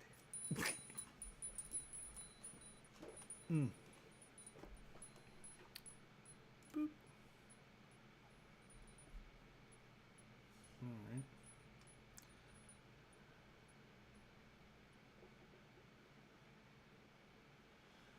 Alright.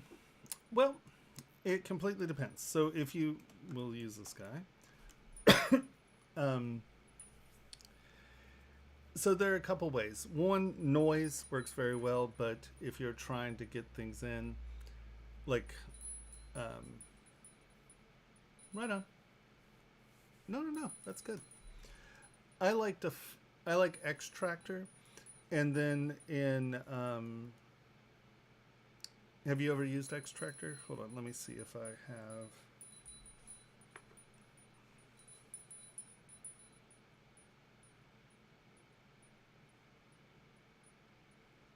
There shouldn't be.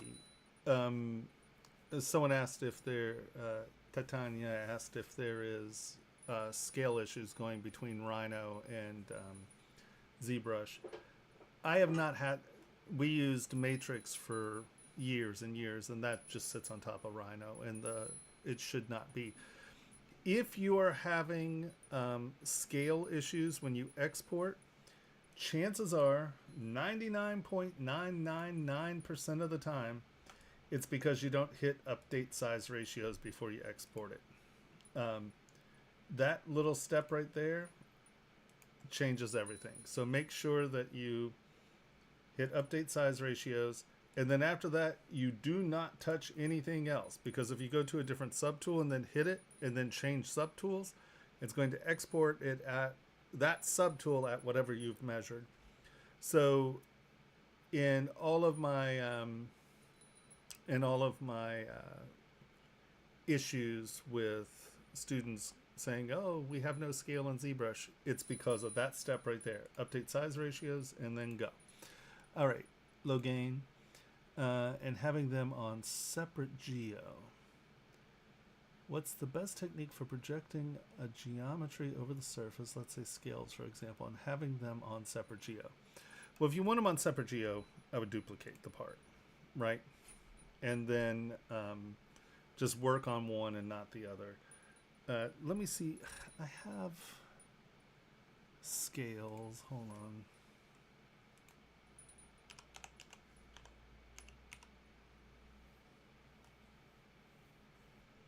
I've done so many scale alphas.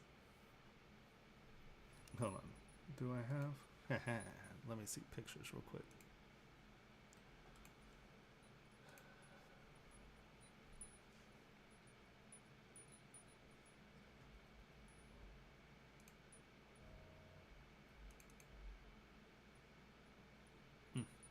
That's the wrong one.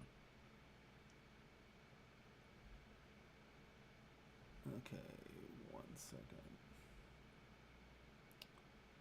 Let me grab an image of scales real fast.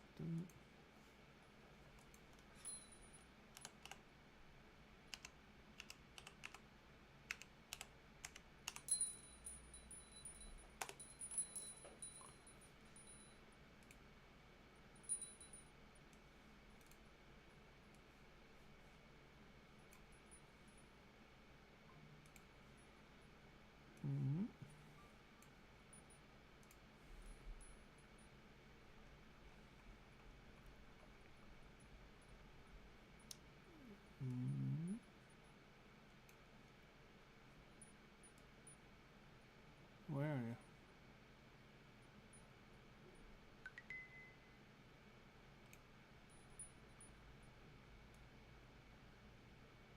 Scale. I have pictures of scales. Just give me 1 second. Sorry.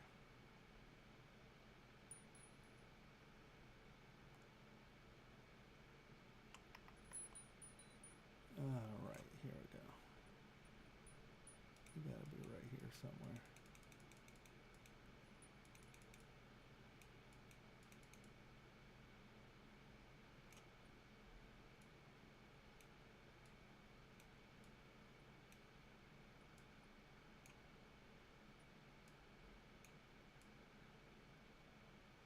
No, where'd they go?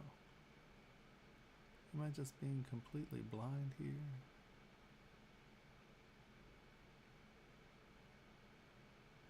Ah, there we go. Okay.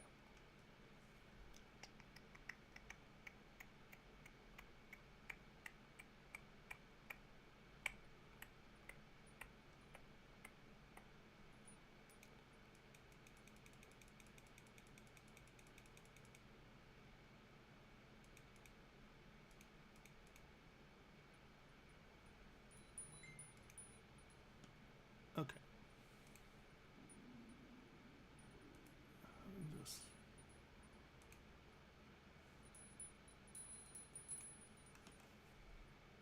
I think these are tiling. If we go into Extractor, we come into Alpha, Import, Downloads. Where is it? Oh, here we go. Open. This might not be a perfectly tiling structure, but Extractor works really well because it's pressure sensitive.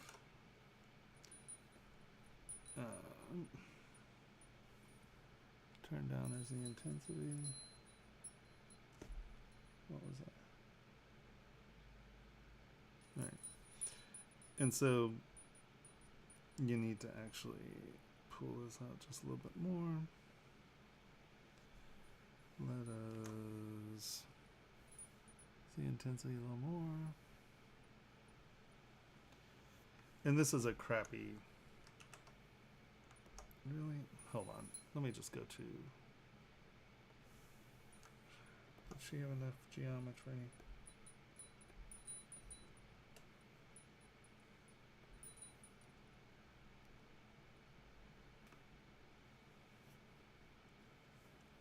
That is.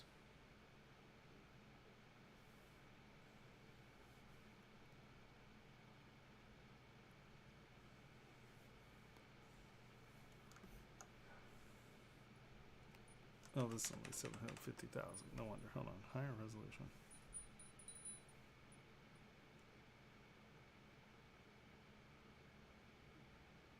All right. The intensity down.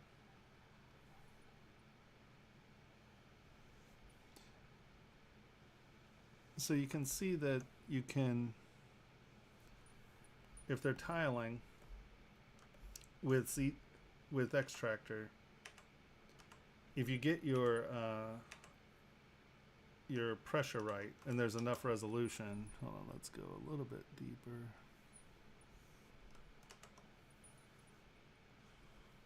Come on. What is going on? Stop, stop, stop, stop. Everybody, stop. Stop.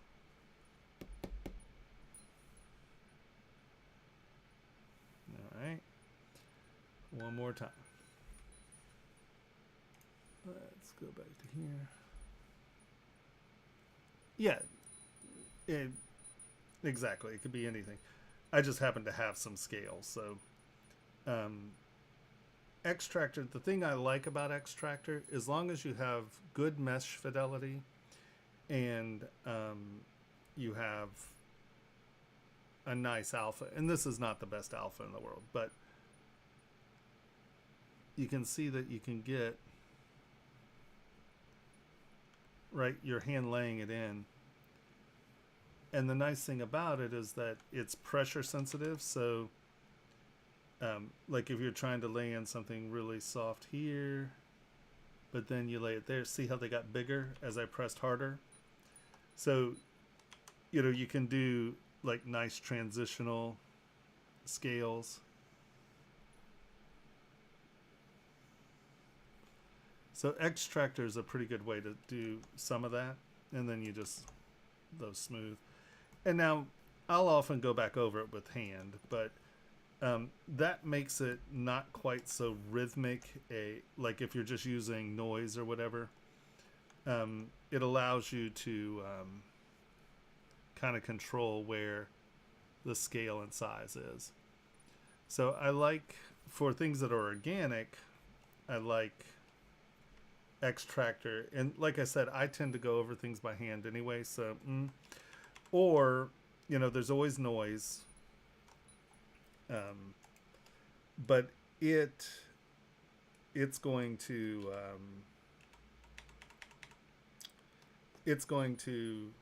bend around the corners.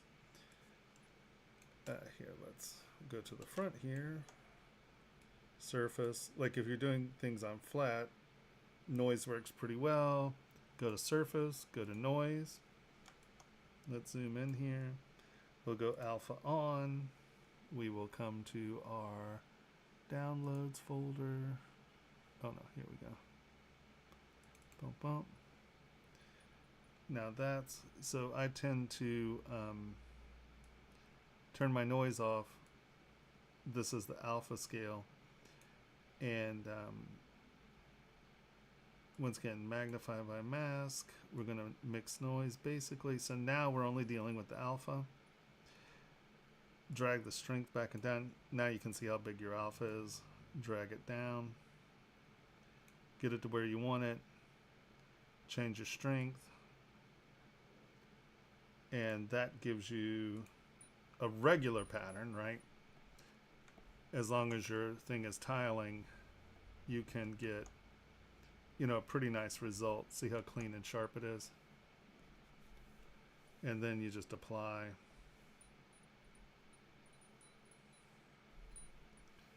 and I had that pretty strong. So, and this is on, well, it's 48 million. It should hold in. But, so that's an easy way of getting it all on. And for chainmail, that's probably a better way, only because you're keeping the scale where, but you know, as long as you're keeping your stroke, the extractor does pretty well for chainmail. And I find that using a little bit of making it smaller and larger, you get a little bit more motion. And most people aren't going to notice that the links have changed scale. They're just going to see motion in the stroke, and I find that to be pretty nice. And I like that because see how this is just square, and then you can do this to UVs, you know, peel your UVs and do it. And then the other way is to do it in spotlight under texture, and then you just kind of move it around and you paint the texture on, and you paint the texture on. That works well, but I usually go over everything by hand anyway, so using extractor is the way that I tend to do it. But obviously that ain't bad, and it would look a lot better if I hadn't blown it out. That's a little too extreme, if that makes any sense.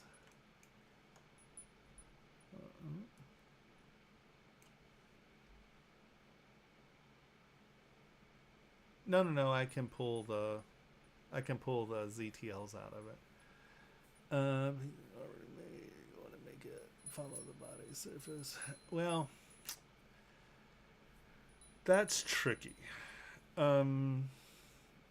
Because God, I was just doing this the other day.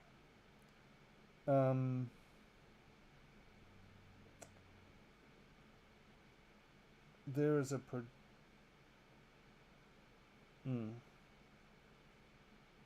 use your brain, Tomas. There's like the morph brush, or the matchmaker brush. If I'm not mistaken, there's a way to get matchmaker to do it without crushing it flat, or there is a brush you paint it on. Oh, literally we just did this the other day, and I'm having a hard time thinking about what it is. Hold on. Let me duplicate W plane.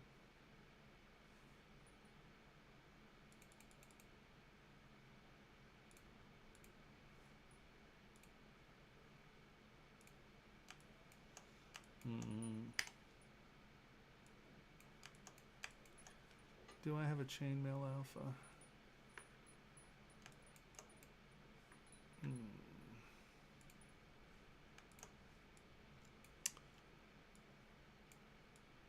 There's a way. See, so I mean, I assume you know what matchmaker brush is. You drag it, and I guess we need some geometry here. You drag it out, and wow, why is it off? That's funny. Oh, make sure you don't have a selection there. Hold on. Let's go boom, boom, and now it'll go to, there we go. So with Matchmaker, you can see that it is matching your surface, right? And I have it set that far away. So you can see I have it set that far away from the surface. So it's going to, if I really want it to match, we'll go right there, and then Matchmaker, and you drag it, and right, it's matching the surface. But if you do something that has dimensionality to it, it flattens that dimensionality.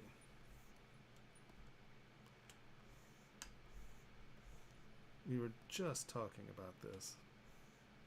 And so then if I matchmaker it, you can see it flattens the shape. Now, how was it done? There's a brush.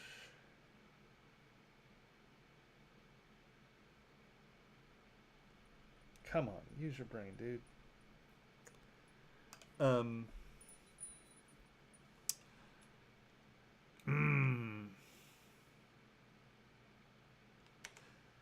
I guess, I mean, technically, I guess you could match make it, then apply your alpha to the matchmaker, and then that would be a separate thing that you could then apply. There's a way to do this, and we literally, me and my friend were talking about this the other day. If you were, are you going to be here next week? If you are, I'll see if I can find out what it was or how we did that. Because it's funny, we were literally just talking about this. Hold on, let me see if I can find if there's a brush.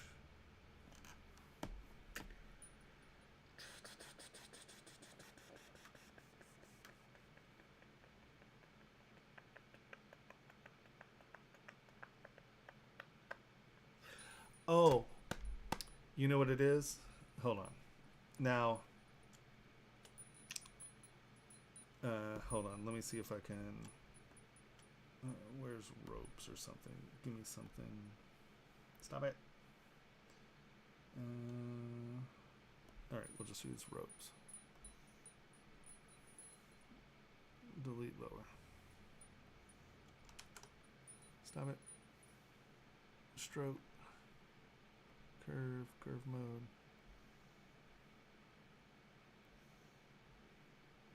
What is going on? What do I... Oh, I have a knot selected. That would make sense. Okay. So, rope.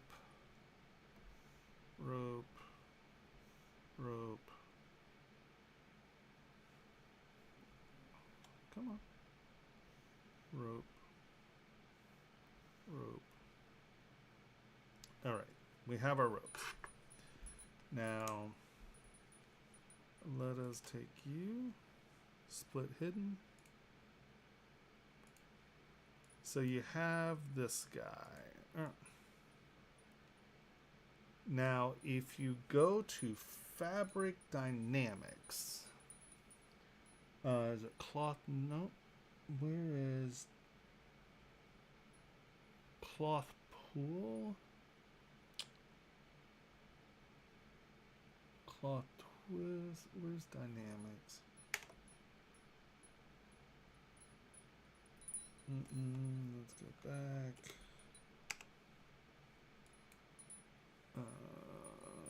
BF. Nope. BC. Cloth ball, cloth inflate, cloth nudge, cloth pull.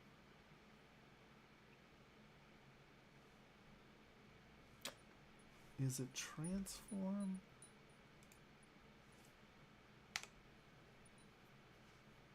Transpose cloth. Okay, so there's transpose cloth. And in here, there's the selection for dynamic. Someone help me here.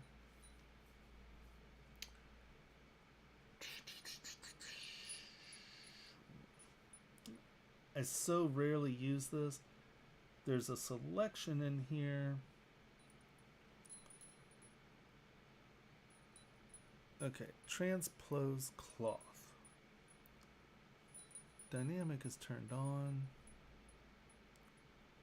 But where is... In there's the setting. Do you see dynamic anywhere? Where do you set intersection? Somewhere there is dynamics and you hit intersection. So create curve, depth, sample, elasticity, fiber, twist, or modifier, sculpture, tablet pressure, alpha, clip, brush, monitor, smooth. Is it elasticity? No. Ah, come on, Tomas, where is it?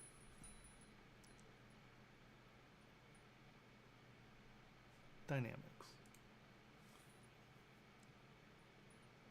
on mask, on brush, floor collision, self collision.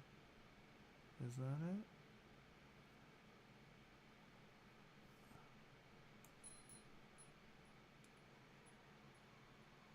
No. It's in here somewhere. So self collision, maybe not.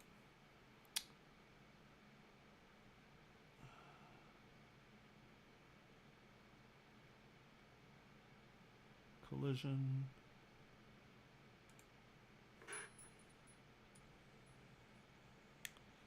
Okay, so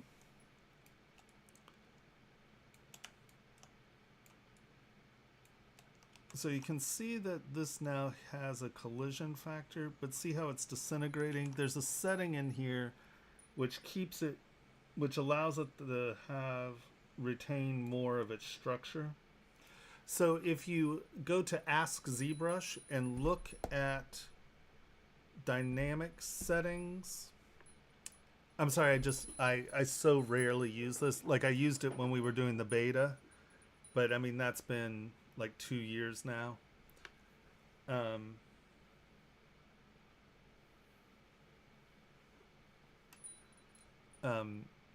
If I'm not mistaken, this is how you do it.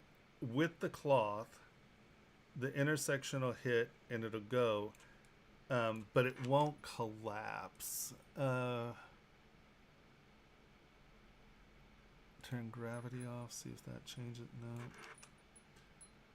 Dynamics. Collision volume.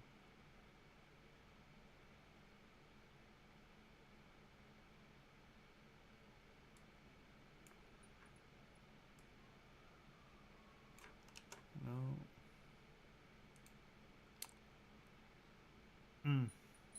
I'm so close.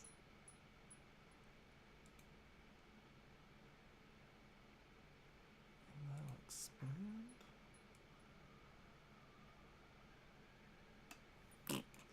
Okay.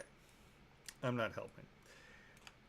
If I'm not mistaken, it is a combination of this where it's part of the cloth, and it doesn't collapse the model, it wraps the model.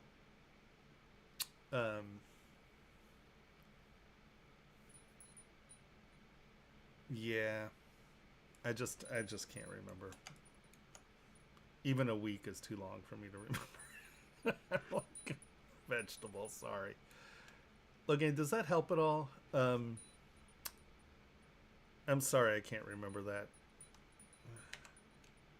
Like I said, it's just something I don't really use, so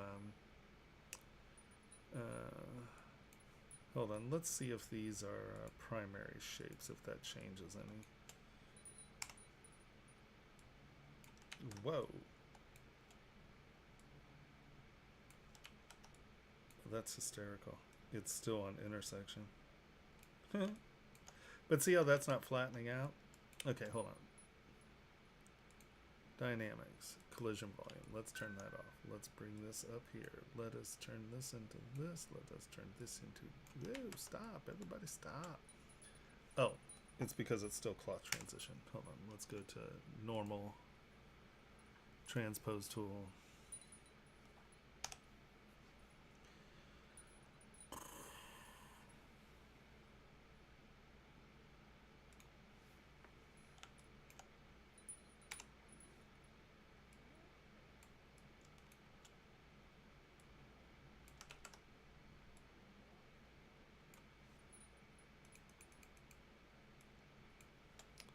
Now let's go to cloth transition.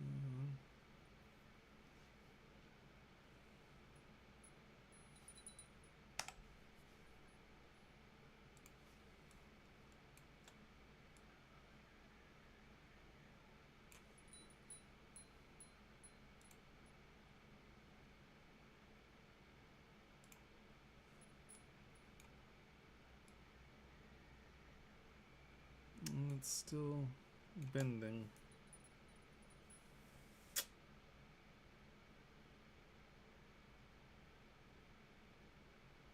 I wonder if you have to run the sim. I just can't remember. I'm sorry. Ay, ay, ay, ay.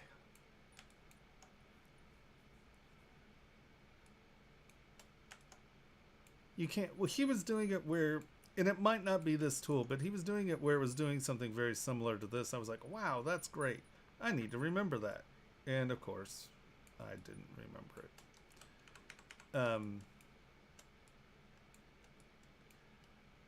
If you don't want to, I'll ask.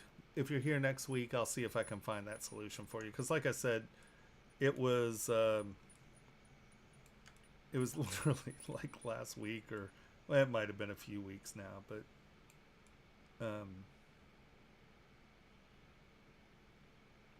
yeah, so frustrating. All right, sorry about that, but they're all the projection ways, but taking that external object without it crushing, I'm pretty sure we went through this with it. You could, actually, now that I'm thinking about this, if you took a plane, right, if this was a plane,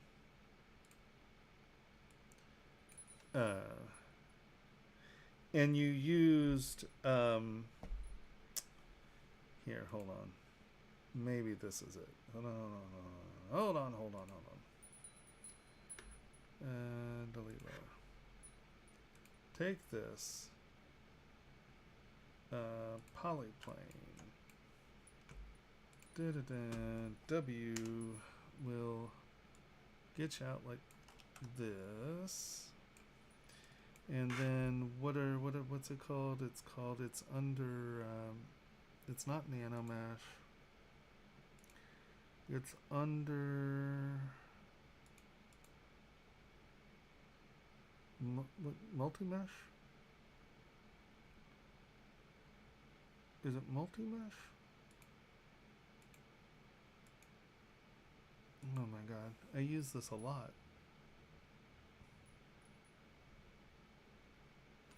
It's gotta be multi-mesh. Give me one sec.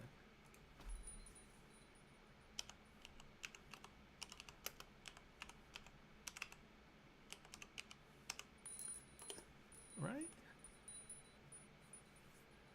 Insert multi-mesh brush.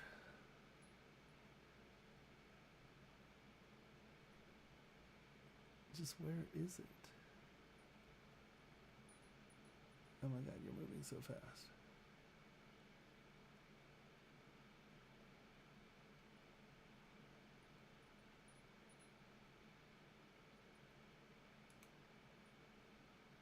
It's so funny, this was... No, it's not multi-mesh. Because it had its own menu. It actually had chainmail settings. What in the hell is it called? It's so funny when I don't use the thing. It's like right down here. Is it?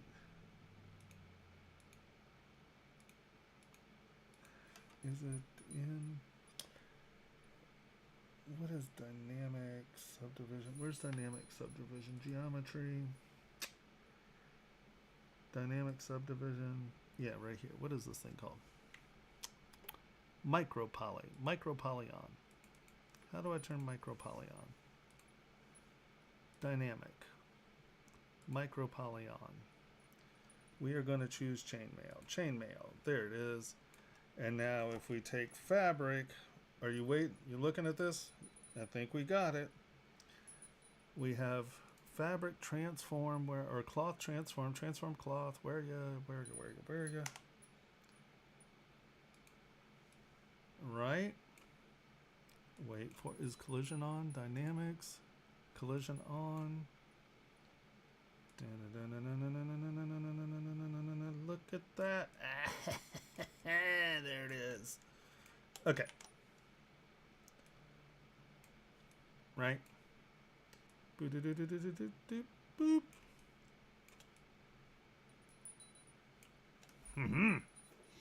See, I'm not as think as you dumb I am. And so you just divide it up. for the chainmail to be whatever scale you want it. And then pull it off. Pull it back on. And there you go. So if you make, and I've made scale micro meshes and stuff. In fact, that's what my the beta test this year was. I did scales. So you make a grid, use your micro mesh, and then, there it is. Now it's directional, so you might have to like fiddle with it a little and play with it to get it to work right. The other thing you can do is get your UVs, separate your UV flat, apply the micro mesh to the flat layer, and then drag that and drag it on, and then that works as well. But there you go. We were just doing that. Oh my gosh. But there's another way with the cloth. Maybe this is it. Like nano mesh might work as well. Like if you have a nano mesh. But yeah, there you go. Gosh, that wasn't painful or anything. I'm sorry, guys. Oh, holy Hannah. All right. In here you can change the scale. Right? Yeah.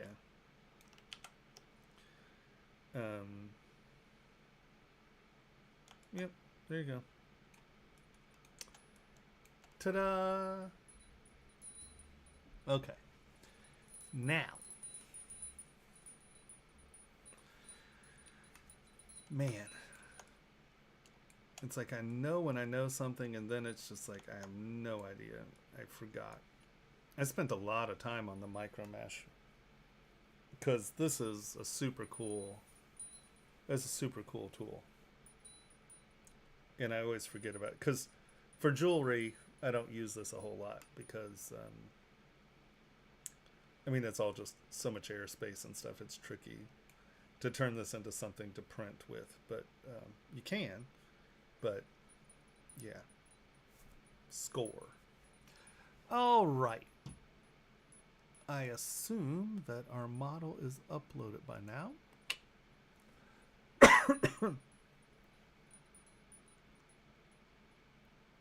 Oh, we have a couple things. Yay, team. All right. Download.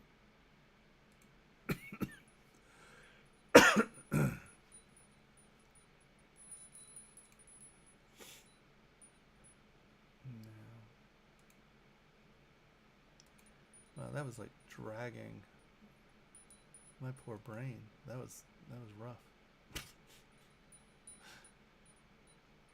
Michael has just been, yeah, you do it this way. Burp. He has a memory. It's really not fair.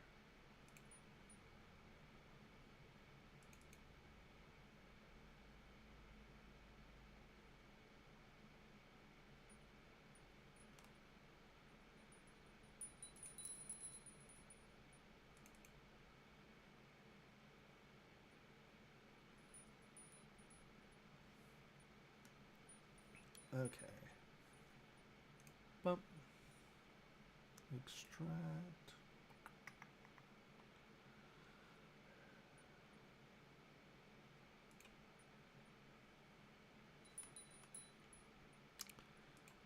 And we go up here. And we go load tools from project. Dun, dun. So the only problem with this is it brings all your individual tools in, so I have no idea which one was the good one.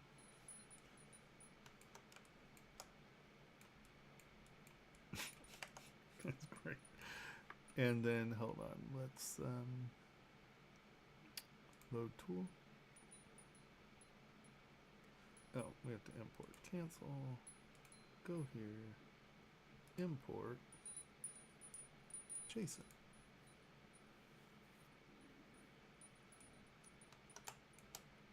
Oh, it's literally JSON. Okay. So I'm assuming that this is the main model.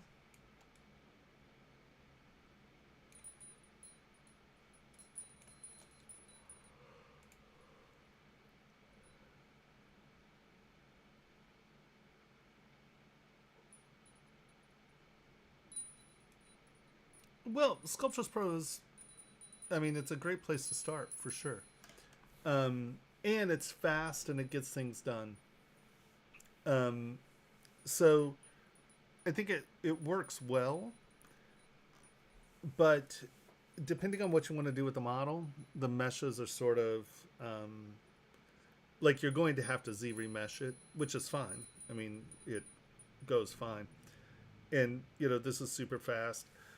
I don't know if you're used to your anchor tools yet, but your anchor tools work really well, especially with the Sculptures Pro stuff, because you can just come in, hit your anchor tool, rotate, move, rotate, and, you know, you can come in and like just tap a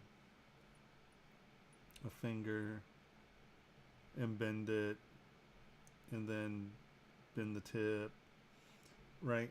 So if you're doing this, I would use anchor tools more, or some, if you're not using them already. Like go here, click there, and you're rotating from that point, right?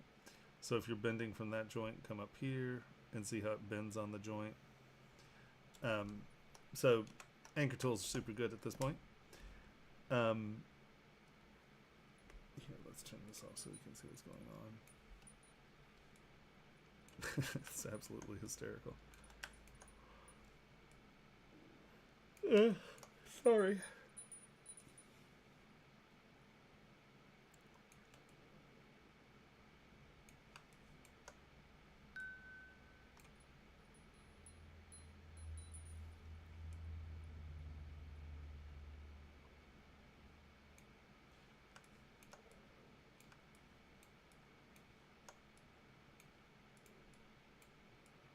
Ooh, what did I just do there?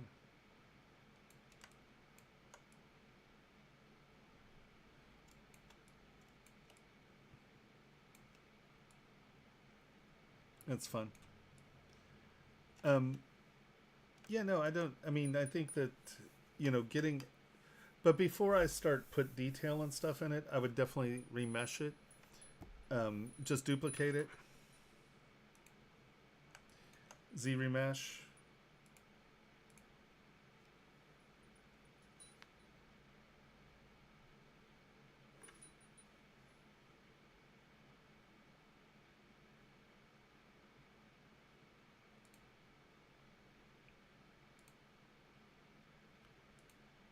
Turn that down. Is the rest of it?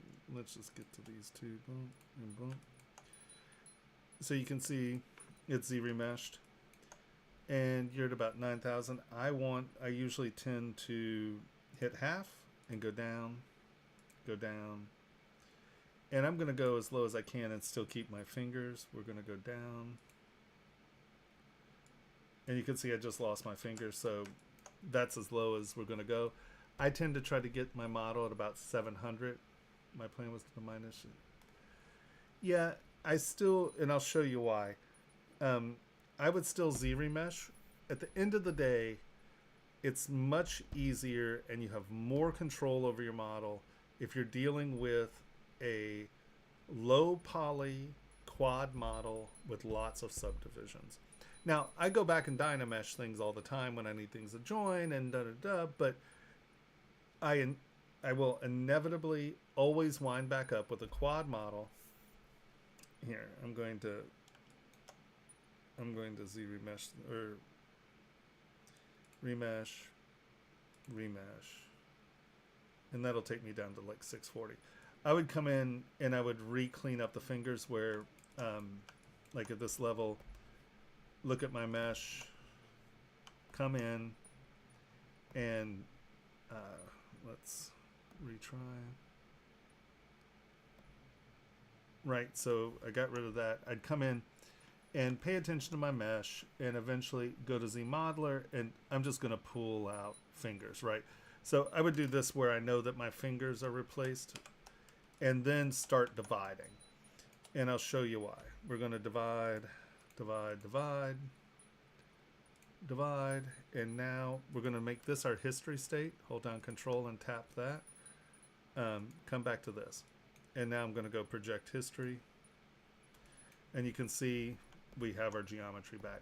Now, hold on. Let me turn this on so I can see where transparency is. Now, under normal circumstances, like I said, at the low poly count, I would clean the hand up and make sure that my fingers were in that low poly count.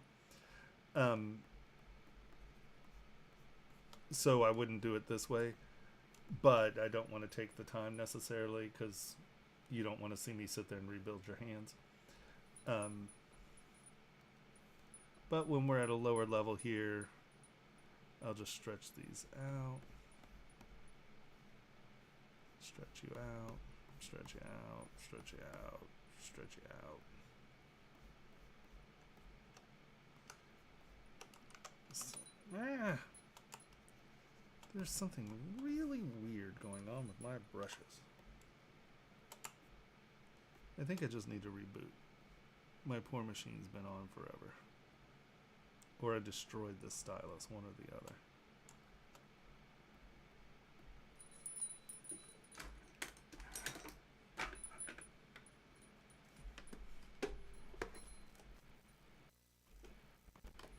Let's try this stylus and see if it's doing that. Nope. I think I dropped that thing on its tip and just trashed another stylus. Okay, so get everything in there. And now start dividing. Usually in a lower poly, I will divide or project so everything's sort of in the right place. I will continue to divide up. And at about 1 million, I'll probably project history again, just to make sure my detail's coming with me. And like I said, you know, you cleaned up the fingers so you're not losing all this crap, but this will get why. This will allow me to demonstrate why you want to do this. Divide. And I tend to go up. Okay, so in that 15 to 18 million poly range. The nice thing is now you have all your detail, and you have a high resolution model. So this now allows you to do very subtle stuff with your brush strokes and stuff. So like I have my clay tubes. Because my clay tubes is set at 2, right? So if I wanted to come in here and, you know, just change my forms and stuff, that's cool. But you have all this surface detail on here, right? And hold on, I'm going to drag a little more surface detail. You spent all this time putting these scales with eyeballs on, right?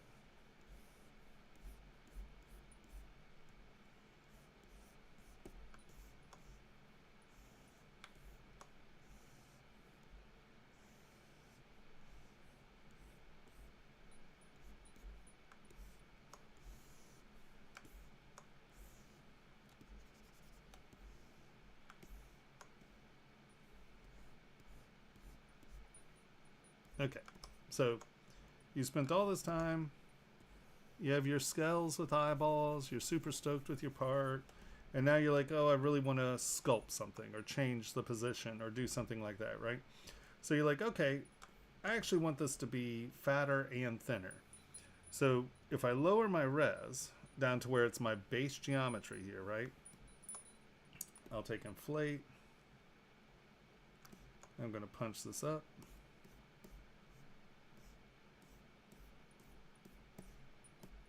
I'm going to shrink this down,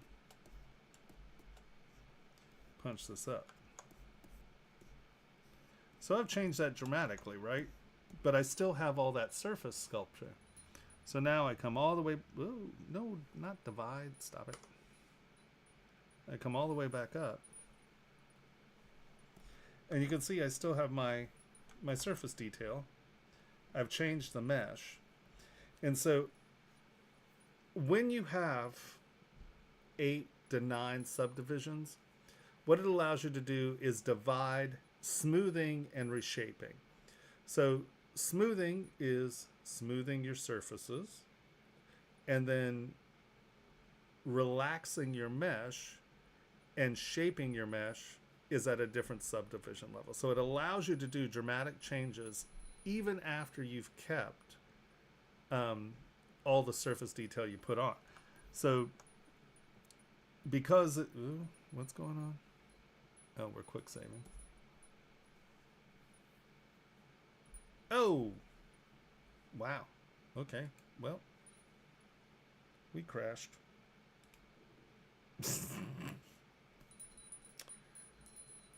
Super nice, huh? And like if there are things that you can only do by subdividing or by dynameshing or remeshing.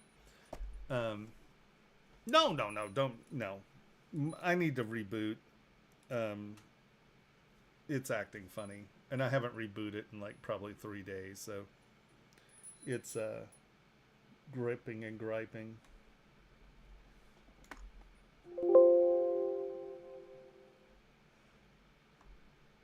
Wow. Senate really passed the bill to force TikTok to sell. That's crazy. Wild.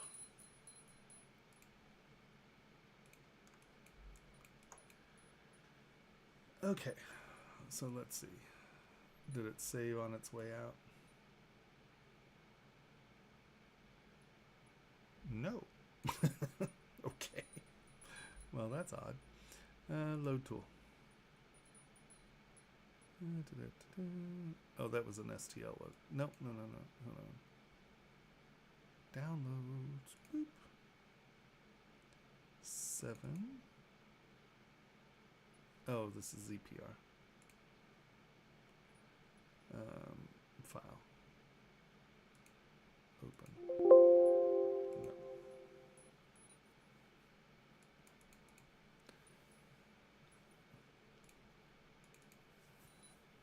I'm giving you control over my environment. See how you are? You let me down.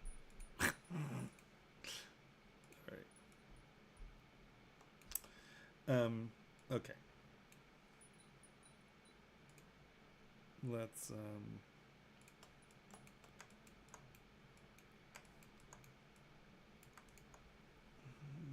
I'm just gonna dynamesh so this is closed. I guess we can try close holes. Nope, that's not gonna work. Stop. Maybe it did. Okay, there it is. Okay, so now you have a solid object. We're going to duplicate it. We are going to we did duplicate it. Yes, we're going to take you. We're going to make you our history state. We're going to take you. We are going to Z-remesh. I tend to Z-remesh adaptive first.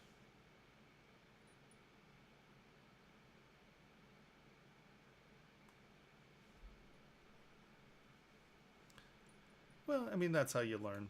I wouldn't worry about it. So posing, the anchor tools have become really helpful in posing. And I don't know if you use the proxy meshes when you're posing. If you get all that together, here, actually, hold on. Let's undo this. So you have this. Where are all your other arms? Is that this one? Yeah, here we go. Okay, so let me merge visible so we're on a different thing. Where'd it go? Oh, there it is. Okay, so this is merged, right? So we are going to duplicate this. Boop. You've done all this and you've stretched it into parts and you're pretty happy with where it is. Take that. I'm going to dynamesh it just real quick. I don't really care what the resolution is. Doesn't matter. Going here. This fully res sculpt is now our part. So we're going to make this home. Hold down Control, tap it. That's our history state. We're going to come here. We're going to hide you. We are now going to Z-remesh. Adaptive. Z-remesh.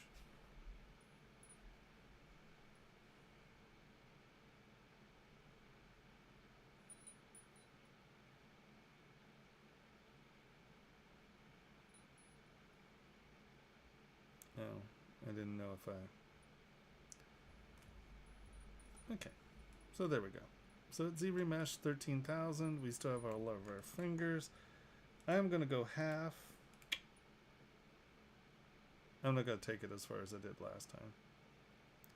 All right, that's probably okay. I like to have my meshes around 700 when I start, but it's fine. So now I'm going to divide this a couple times. I'm going to project history. And you can see that it's not fully there, right? It's my projection distance is a little weird.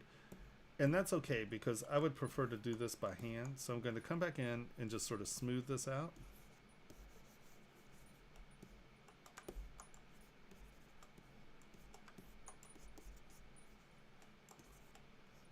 Because right now we're just trying to get our mesh back into place.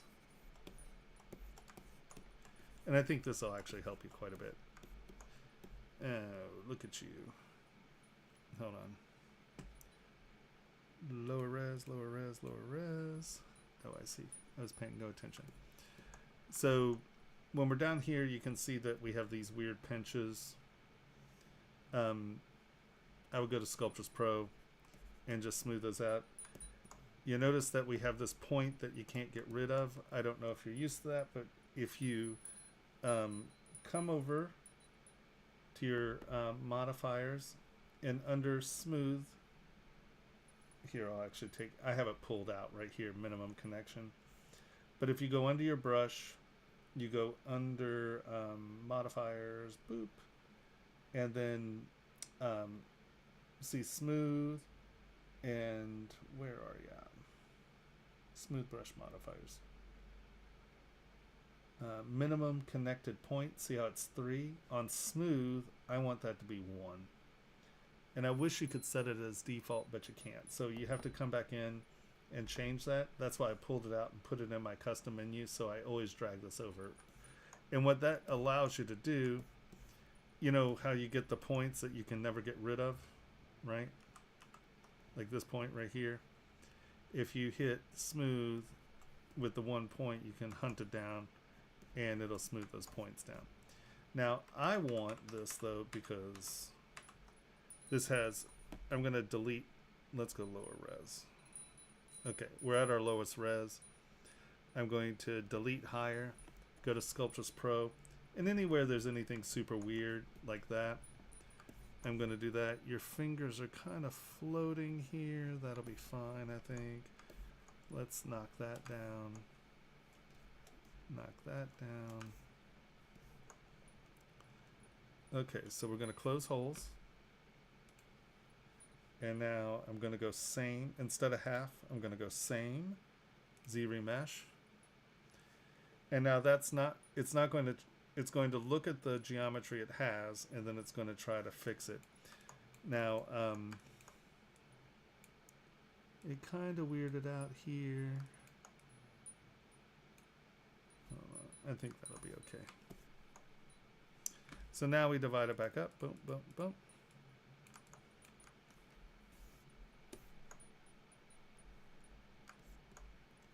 Yeah, we have it here. So turn that off. We're going to go to inflate. We're going to inflate this a little. And make sure that has some thickness. Those are those fingers. There's no weird things. Yeah, that's a little weird, but whatever. Okay. So now, see we're at 2 million. I'm going to lower my resolution a little. And now I'm going to go project history. And here again, like I said, because of the project history distance, you see how this is all a little messy.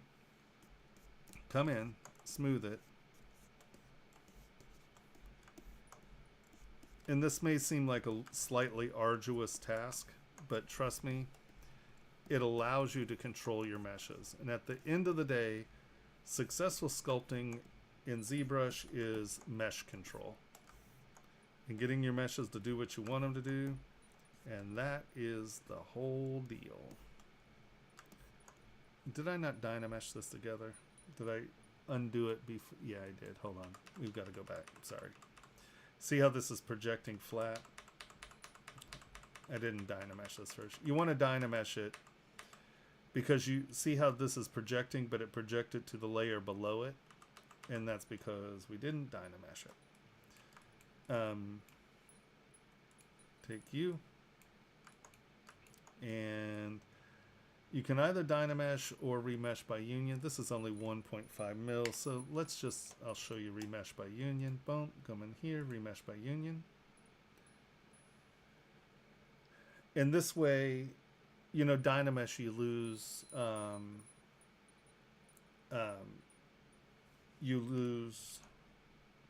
resolution.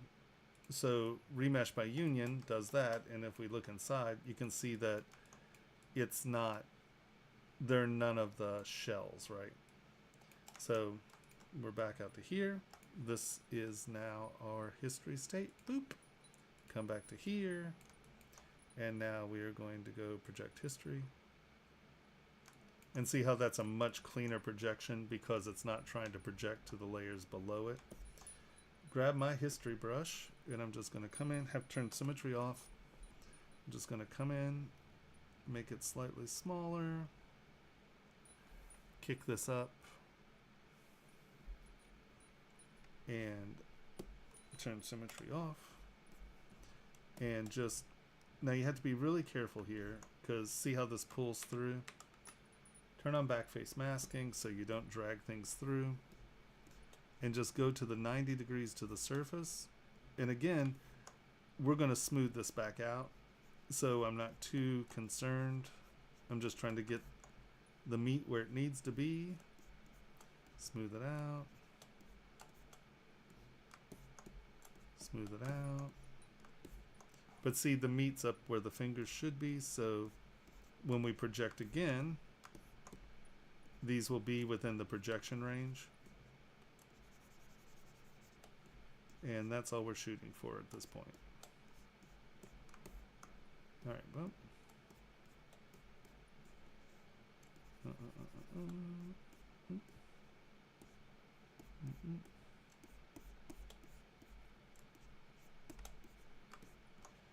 And we just come through and just get everything kind of roughly where it is, smooth it back down.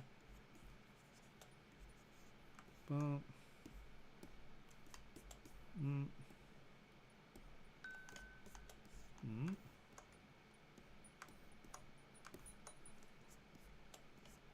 Mm-mm. Mm. Relax my meshes. That's pretty close.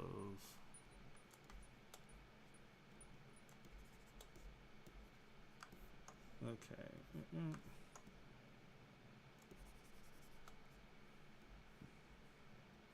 You want to make sure that everyone's, you're not dragging that through. All right, and now here we'll just project history again. Boom. And that got us pretty close. Now I will divide up.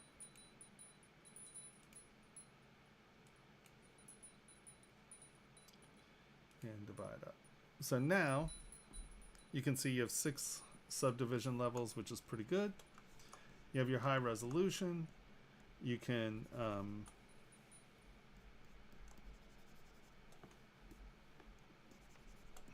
come in and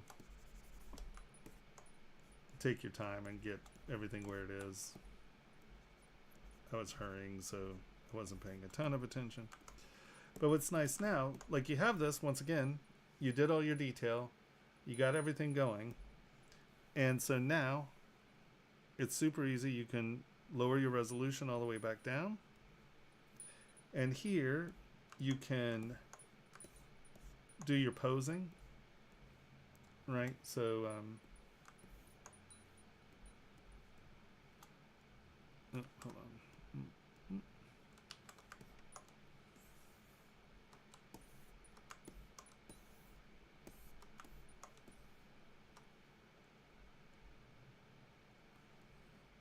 This isn't, sorry, I'm being a slob here. I'm just going to use W.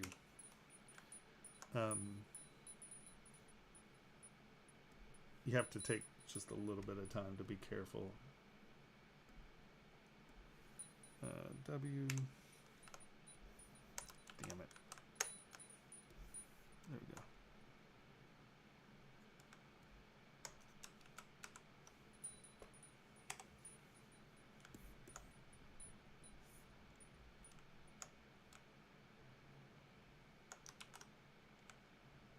Where's rotate? Rotate. Where am I?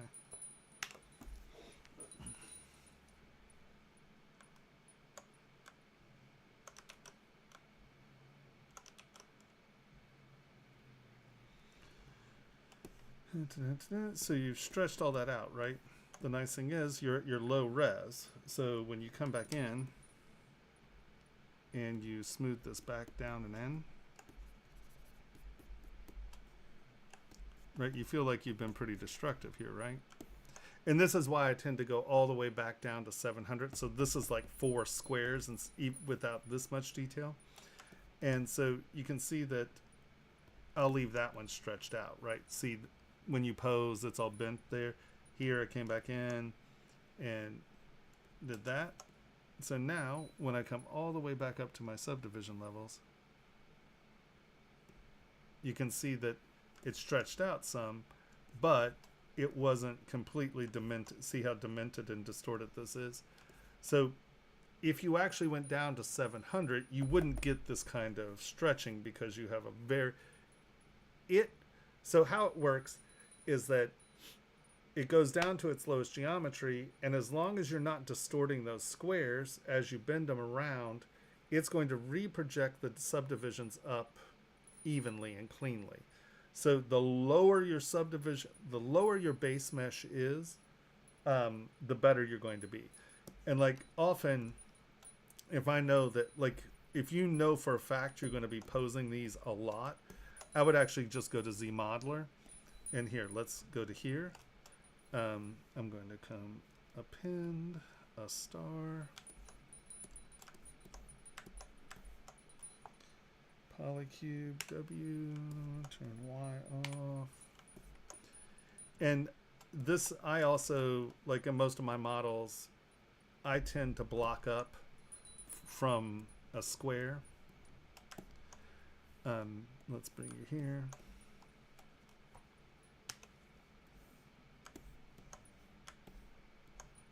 And wait till you see. Who turned on perspective? Perspective is garbage. Never sculpt in perspective. I know I'm pissing a lot of people off. I don't understand perspective. I get like all these people talk about in their portrait work, oh, you change it to the camera. I just can't do it. I sculpted physically for years and you can't change your camera angle on your face. I don't get it, but whatever. Okay, so I am going to do this. Z Modeler, come here. W. We're going to take you to there. I'm going to take you. Yeah, hold on. This should be no subdivisions.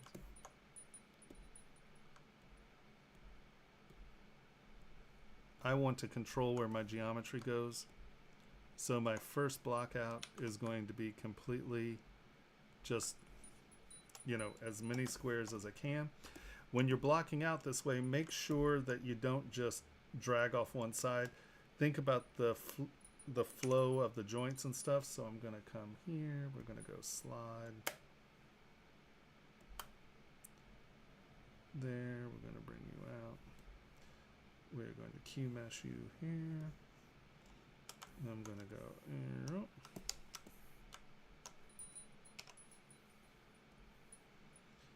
drag you down, twist you, taper you, bring you in, squeeze you in, rotate you. Alright, there we go. Now,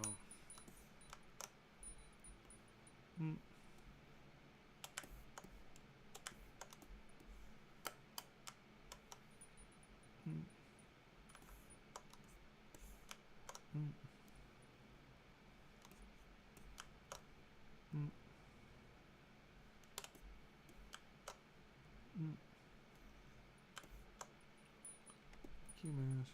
Mm-hmm. And now because I know that I want fingers on this hand down here, I will do something like this. That gives me room for, hold on, where you move. 1, 2, 3. Stop it. Why are you not moving? There we go. Okay, so, oh, I did it the wrong way. Damn. Okay. So,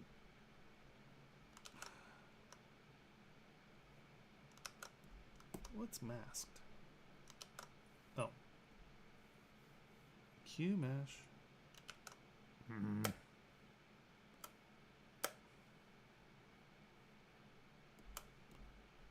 Q mesh, drag you out.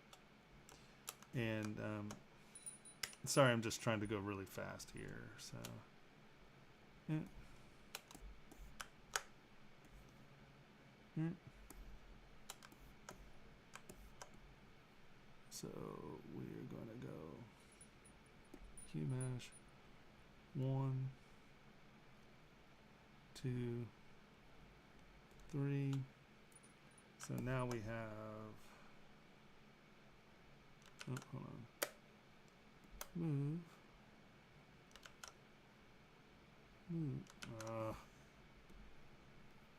ghost, giving me grief there. So,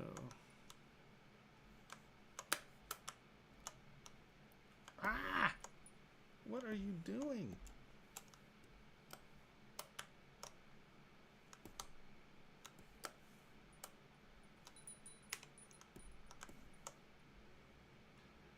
So now I'm just going to take these, place these on the knuckles.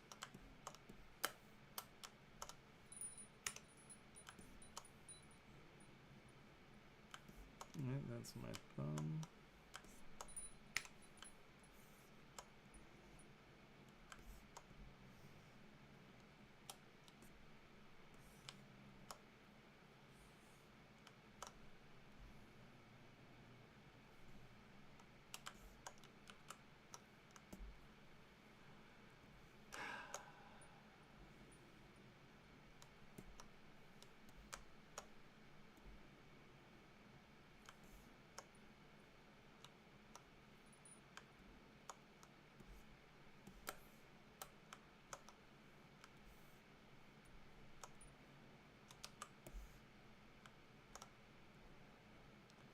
Boom. Boom.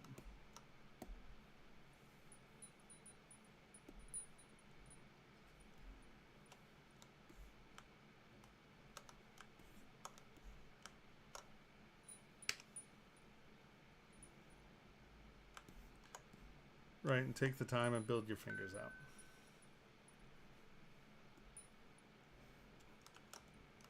Okay, so now you have this low poly mesh, right? So you put a little bit more detail in the hands, so we're just going to come back in. We're going to hide everybody real quick. And I'm just going to insert meshes, insert multi-mesh. Boom. Boom. Just going to try to keep these roughly square. So nothing, so the mesh is fairly even, right?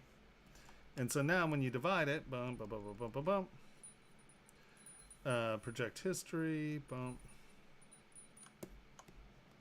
Take our history brush, boom.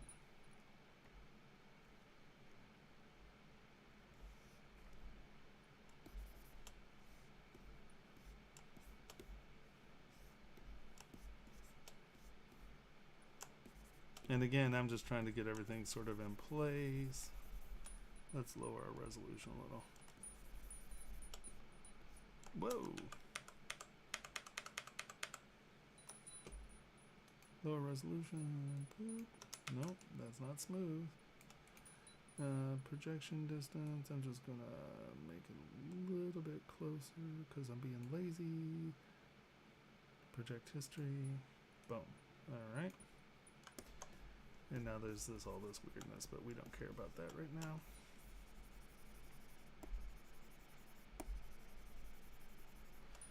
Take that back down. Project history, there we go.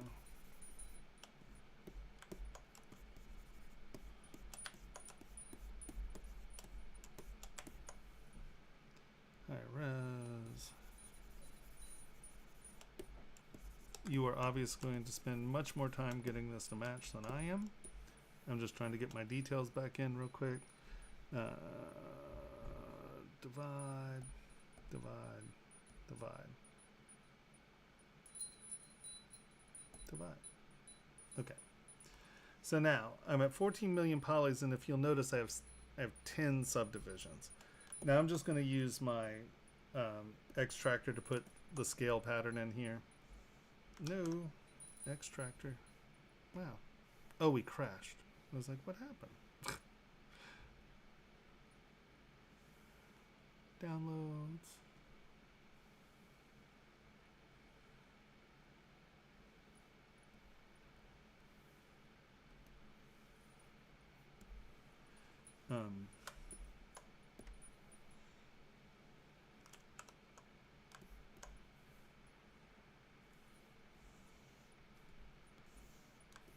Right, you spent all this time getting this detail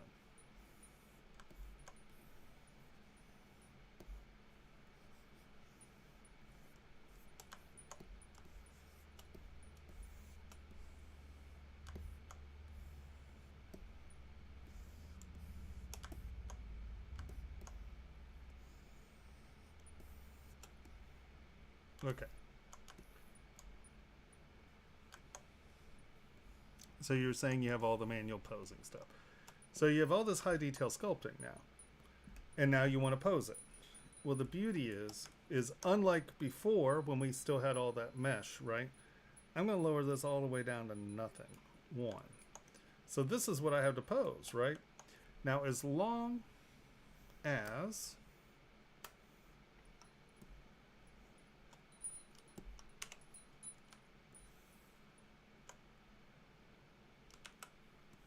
I want to keep that where it is. Keep you where you are. Bring you down. And I'm going to stretch that all the way out. Now you can see, let's turn lines on. You can see that I crushed this mesh, right? And remember how I said I wanted those to be roughly even? So now even down here at this level, I'm just going to come here and I'm going to, let's grab move. Oh shit.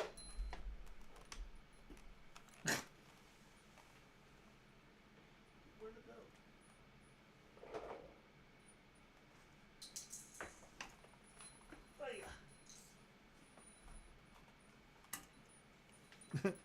I made the same joke last week. My control button. What a loss of control. Okay.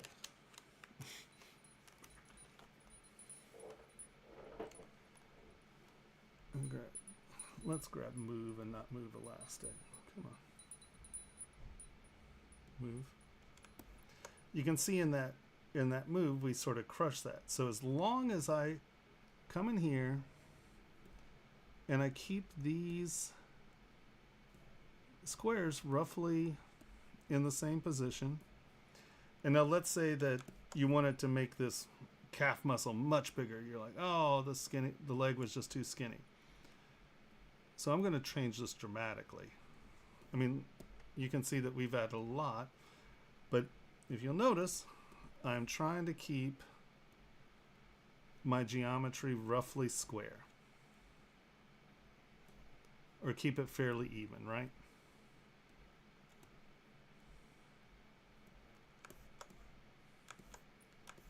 And here, we're going to make this leg a lot bigger too.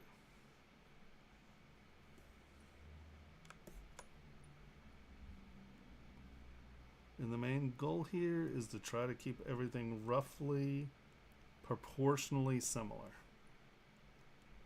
Now I'd say that is a dramatic change. And normally, if you were going to do that and still have, I mean, we have a completely sculpted surface here, right? Now watch, we're going to go all the way back up. And you can see that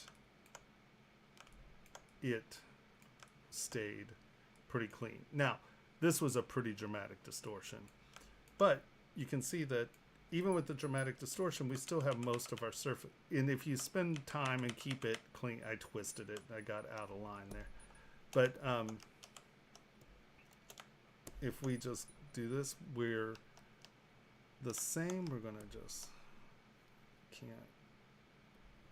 No, we did want to do that. Okay. So now, no, stop it. Okay. So if we do just want, just pose this, right? We're going to do that just a little. Now that's not a dramatic change, right? We're just posing it. I'm going to come in. I'm going to move this out just a touch. I'm going to move that just a little because we don't want it pinching.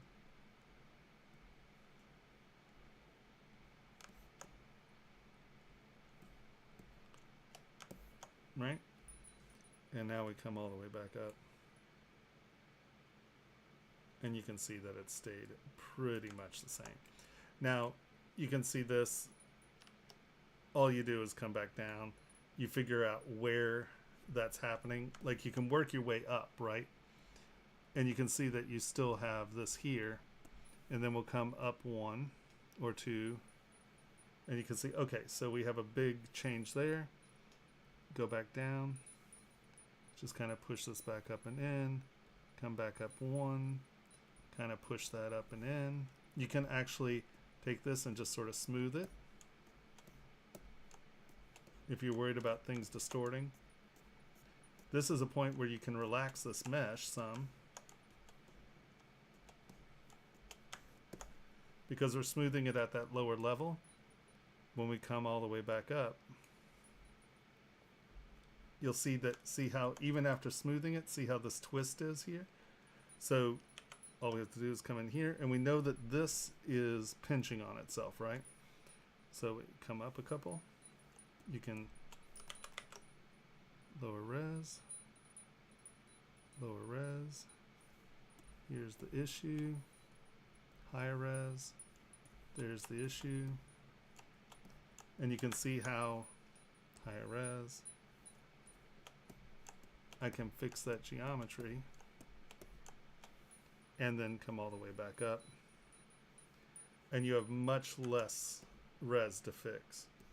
So it's an easy way to do posing and keep everything kind of... and now the other nice thing is, now let's say you just want to smooth something, and instead of completely wiping everything out, because we're at a higher res, you can take smooth, and I have smooth stronger on, so I'm smoothing pretty dramatically. And you know, here you can do this without completely wiping out your design or wiping out your substructure. So now let's say, oh, I have this. I don't want this muscle shape to change, but I want to get rid of these eyes. So now you're doing it the complete other direction. I'm smoothing this out. I'm going to lower res 1. I'm going to smooth that out. And you can see that we're keeping most of the substructure form. So if you go from high to low, you're going to smooth the surface out, but you're keeping the substructure. If we go lower res, we're smoothing the substructure out. Oh, hold on, let's go to a different area. Let's undo that, because this is...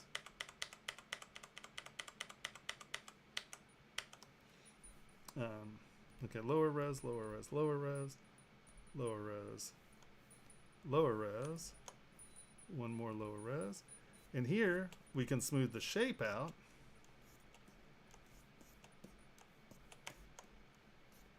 And obviously, to get good results, you want to do this a little less melodramatically in slight steps. But, and then higher res, higher res, higher res, higher res. And you can see you still have most of, I did it really dramatically, so you're getting the ridges from where the X geometry was.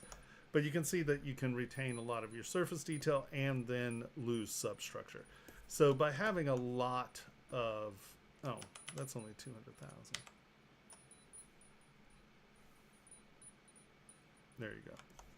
So you can see that if you were a little bit more, those lines are created from, it's still trying to find that old geometry. So doing it step by step allows you to do it. But you can see that you still have surface resolution as well as changing dramatically the substructure of the thing.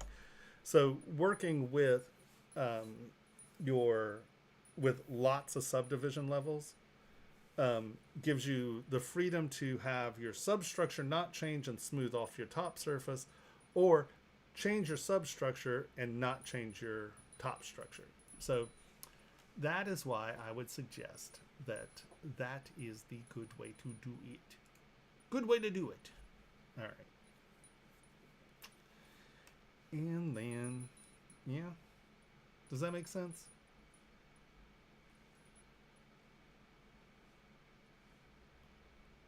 Wow. We really lost a lot of viewers on that one. No one liked that one. Oh well.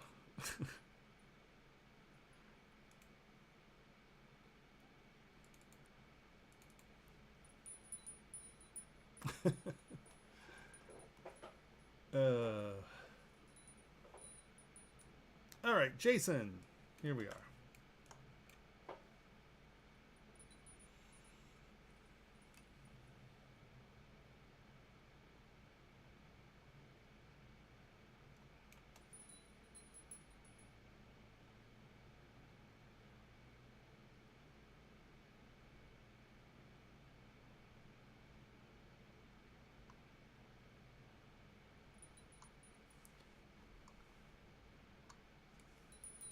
I'm glad someone is. It seems like we lost all our viewers all of a sudden. Today was a weird day as far as participation and viewers, but that's okay. I'm here for you. I'd be here if there was only one of you.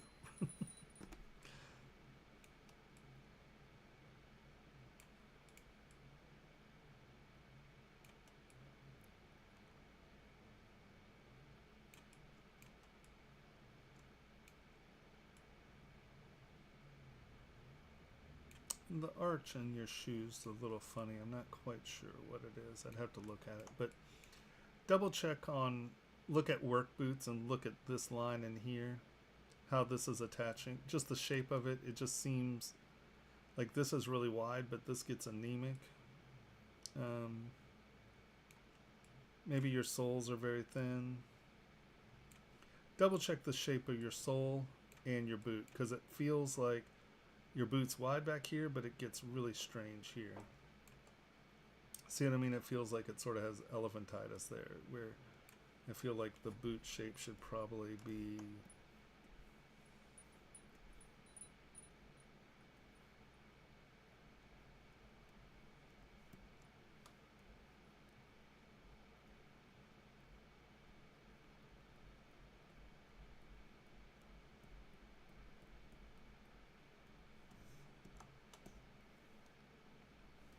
This feels a little flat in there.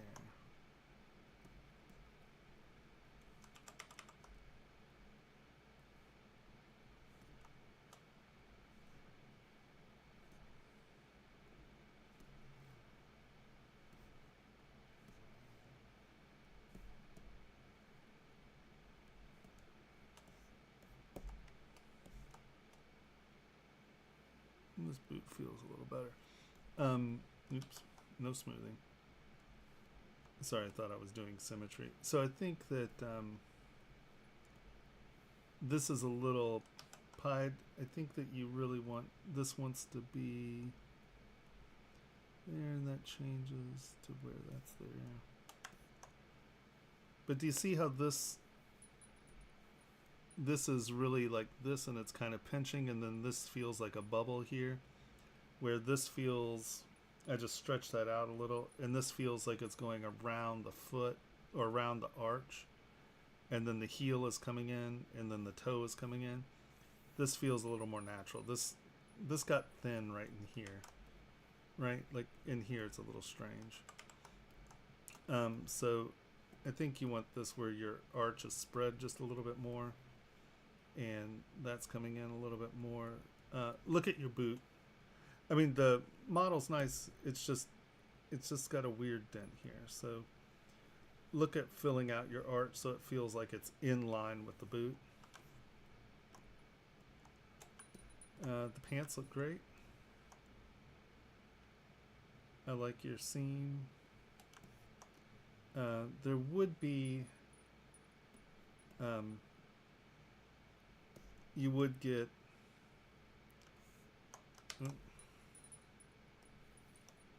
you know, like the pant,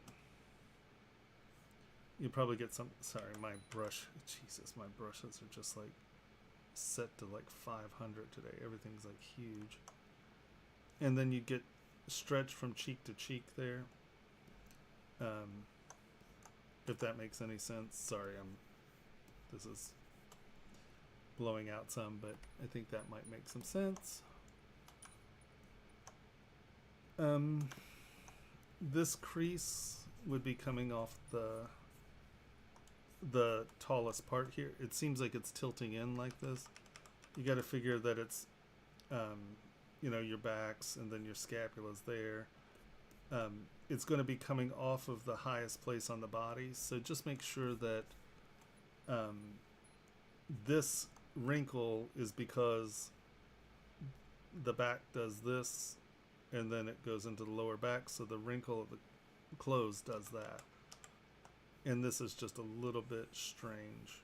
I don't see what part of the body that's draping off of. So just make sure that this is actually finding a part of the body that it's draping off of, if that makes sense, right? Like this is the high point, like your scapula, so that's probably rolling over the shoulder, hitting like that. I can't think of what that muscle's called on top of the scapula.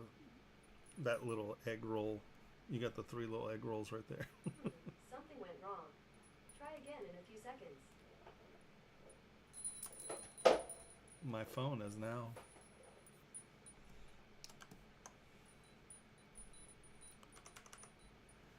So just make sure when you have wrinkles like this that are big, like the airspace wrinkles, they start someplace and then they drop. Start someplace and then they drop, right? So these are all coming from a place of contact on the body. So don't let it get just big and gappy for no reason.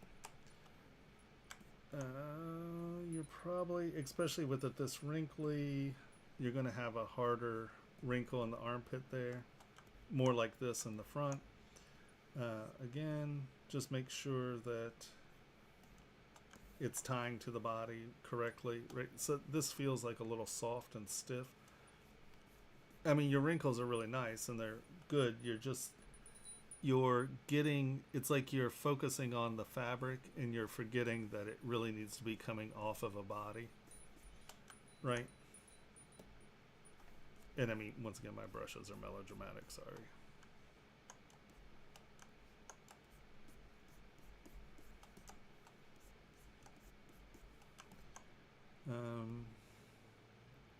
I like the little motion there, that's nice. Your undershirt's pretty good.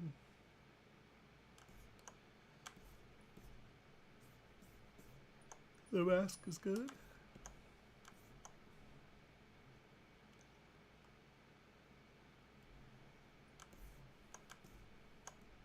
So if it's holding it on, make sure that there's tension in these straps, because right now it feels floppy, right? This strap is going to be tight. It's going to be against the head, because that's what's keeping it on, right? So that strap's not going to have airspace in it. And then this strap might have airspace from the point of contact, but that's still going to be tight. So don't let your straps get floppy. Tension's really important. And again here, just make sure that these are against the head. I mean, look at how far that's sticking off the head on that side. you know, this has got to be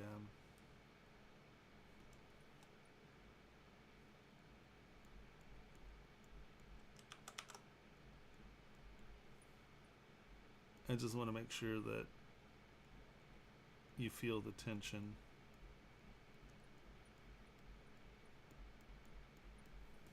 I made a mess there, sorry. Too many different parts for me to move with move.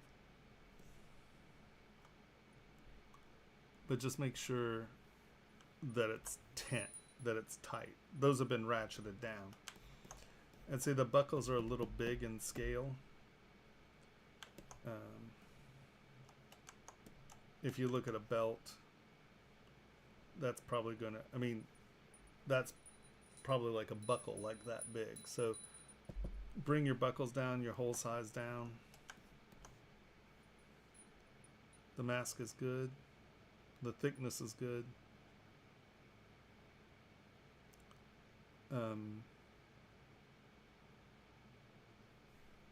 You're touching on the chin, which is fine, but you're not touching up here, right? This is just floating. So again, make sure that the mask is touching somewhere,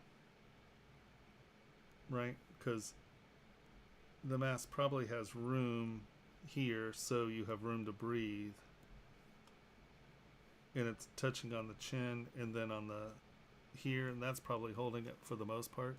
And then it's probably, my guess, it would be touching the temple instead of, so you can get airspace up there, but it's got to touch somewhere there. So touching on the temple, bottom jaw, and the chin, and that gives you your 3 contact points.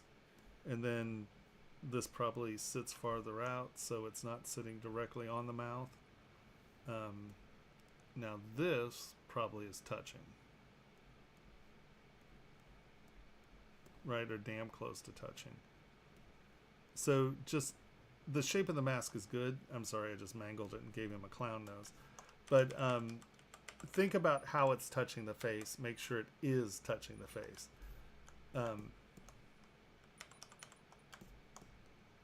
Your collar is going to be riding on the back neck. There's usually not collar space there because your coat is your shirt's moving forward. Your collar usually is resting back here, so don't let a bit, unless it's a coat, and this isn't a coat. I think this is just like a work shirt, right? Like a Dickies or something like that. If it's starched, but this seems pretty loose, so it doesn't seem starched. Just make sure that neckline is riding along the back of the neck, and then it's separate here at the side where the thing starts opening. But your shirt is going to fit, you know, against that back. Yeah, exactly. It's a little stiff. So you feasibly might have a little distance right here in the peak, you know, if that collar's starched. But it doesn't feel like a starched, it does not feel like a starched shirt with this fluid, with that fluid of wrinkles. So work on your boot shape. Make sure, see here, see how I broadened the arch there so it feels like it's going over a foot. Here it looks like it's squeezing in and you have an inflated heel. So reevaluate your boot shape. Your pant wrinkles are good. Again, I would probably make these a little more dramatically deep, because that's actually a wrinkle that's folding over there. This is a place where twist can work, right? See how it feels like it's actually pinching and folding. Don't forget your butt wrinkles. Make sure your shirt is touching the body and the wrinkle. See, because these wrinkles feel like they're initiating off the body, right? The thigh's tight, right? It's tight here, and so where the fabric's loose, tight, loose, and then it tightens again. Like there's tension in these wrinkles. This is tight, it's coming up tight, right? So just think about doing the same thing with the shirt here. Make sure the mask is fitting and the straps are tight. Yeah, I think that's definitely It's nice. I like it. Did any of that make sense? Sorry. I'm a mess. Oh, goodness. It's real hard when the chat isn't sharing between the two because no one knows what the other people... I'm just talking to airspace and no one sees the comments. It's okay. I think Twitch gave up commenting. Okay.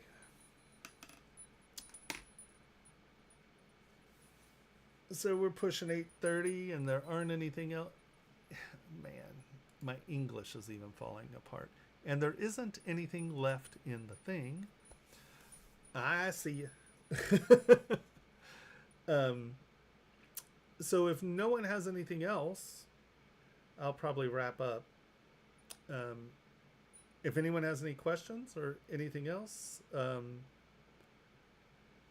yell at me. I'll sit here for another minute or two to see if there's any other questions or such.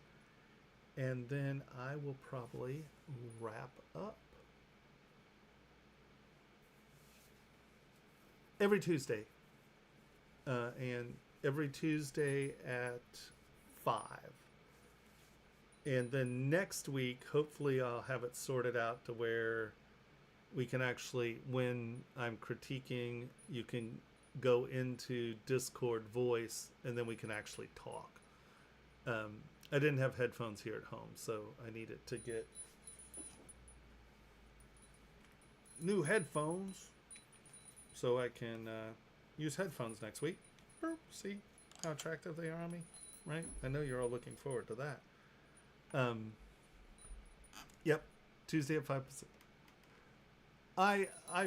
Right now we primarily teach jewelry. Yeah, I mean that's what ZBrush Jewelry Workshop right now is about, jewelry. But I teach ZBrush for manufacturing. You know, we do furniture, toys, miniatures, the whole shebang. So yeah. So feel free to bring jewelry, models. It's funny. I feel like all my students. Oh, thank you very much. I appreciate it.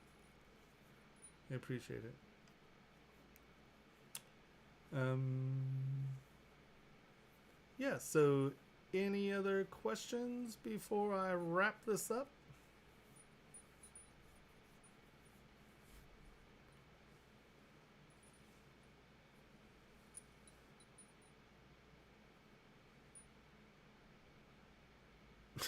I love, and you put 3 things in a row. Nightbot nailed you for spamming.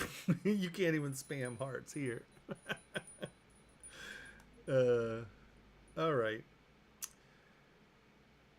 Okay, kind and gentle folk. I will see you next Tuesday. Feel free to upload anything between then and now, and we will go over them. And hey, Andreas, how's it going, my friend? I'm doing very well. I'm just about to wrap up because everybody is, yeah. Yeah, I mean, do you have something you want to show? I mean, I can probably hang out for a little bit longer.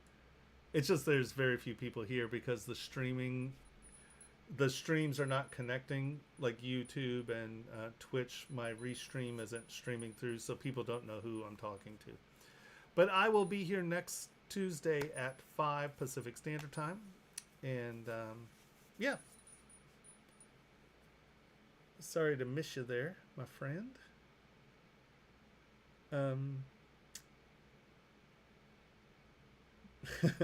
Right on. So next week at 5, everybody go to ZBrush Jewelry Workshop. That's where we teach everything. I'll get all that information sorted out so it's all stuffed up here, and I'll get the Discord thing sorted out. So hopefully next week during the crits we can actually talk. Okay, I think that's going to do it. I need to find OBS. Hold on. There it is. All right. Okay. Kind and gentle folk, I will see you next week. Have a beautiful weekend and a beautiful rest of your week. Ciao, ciao.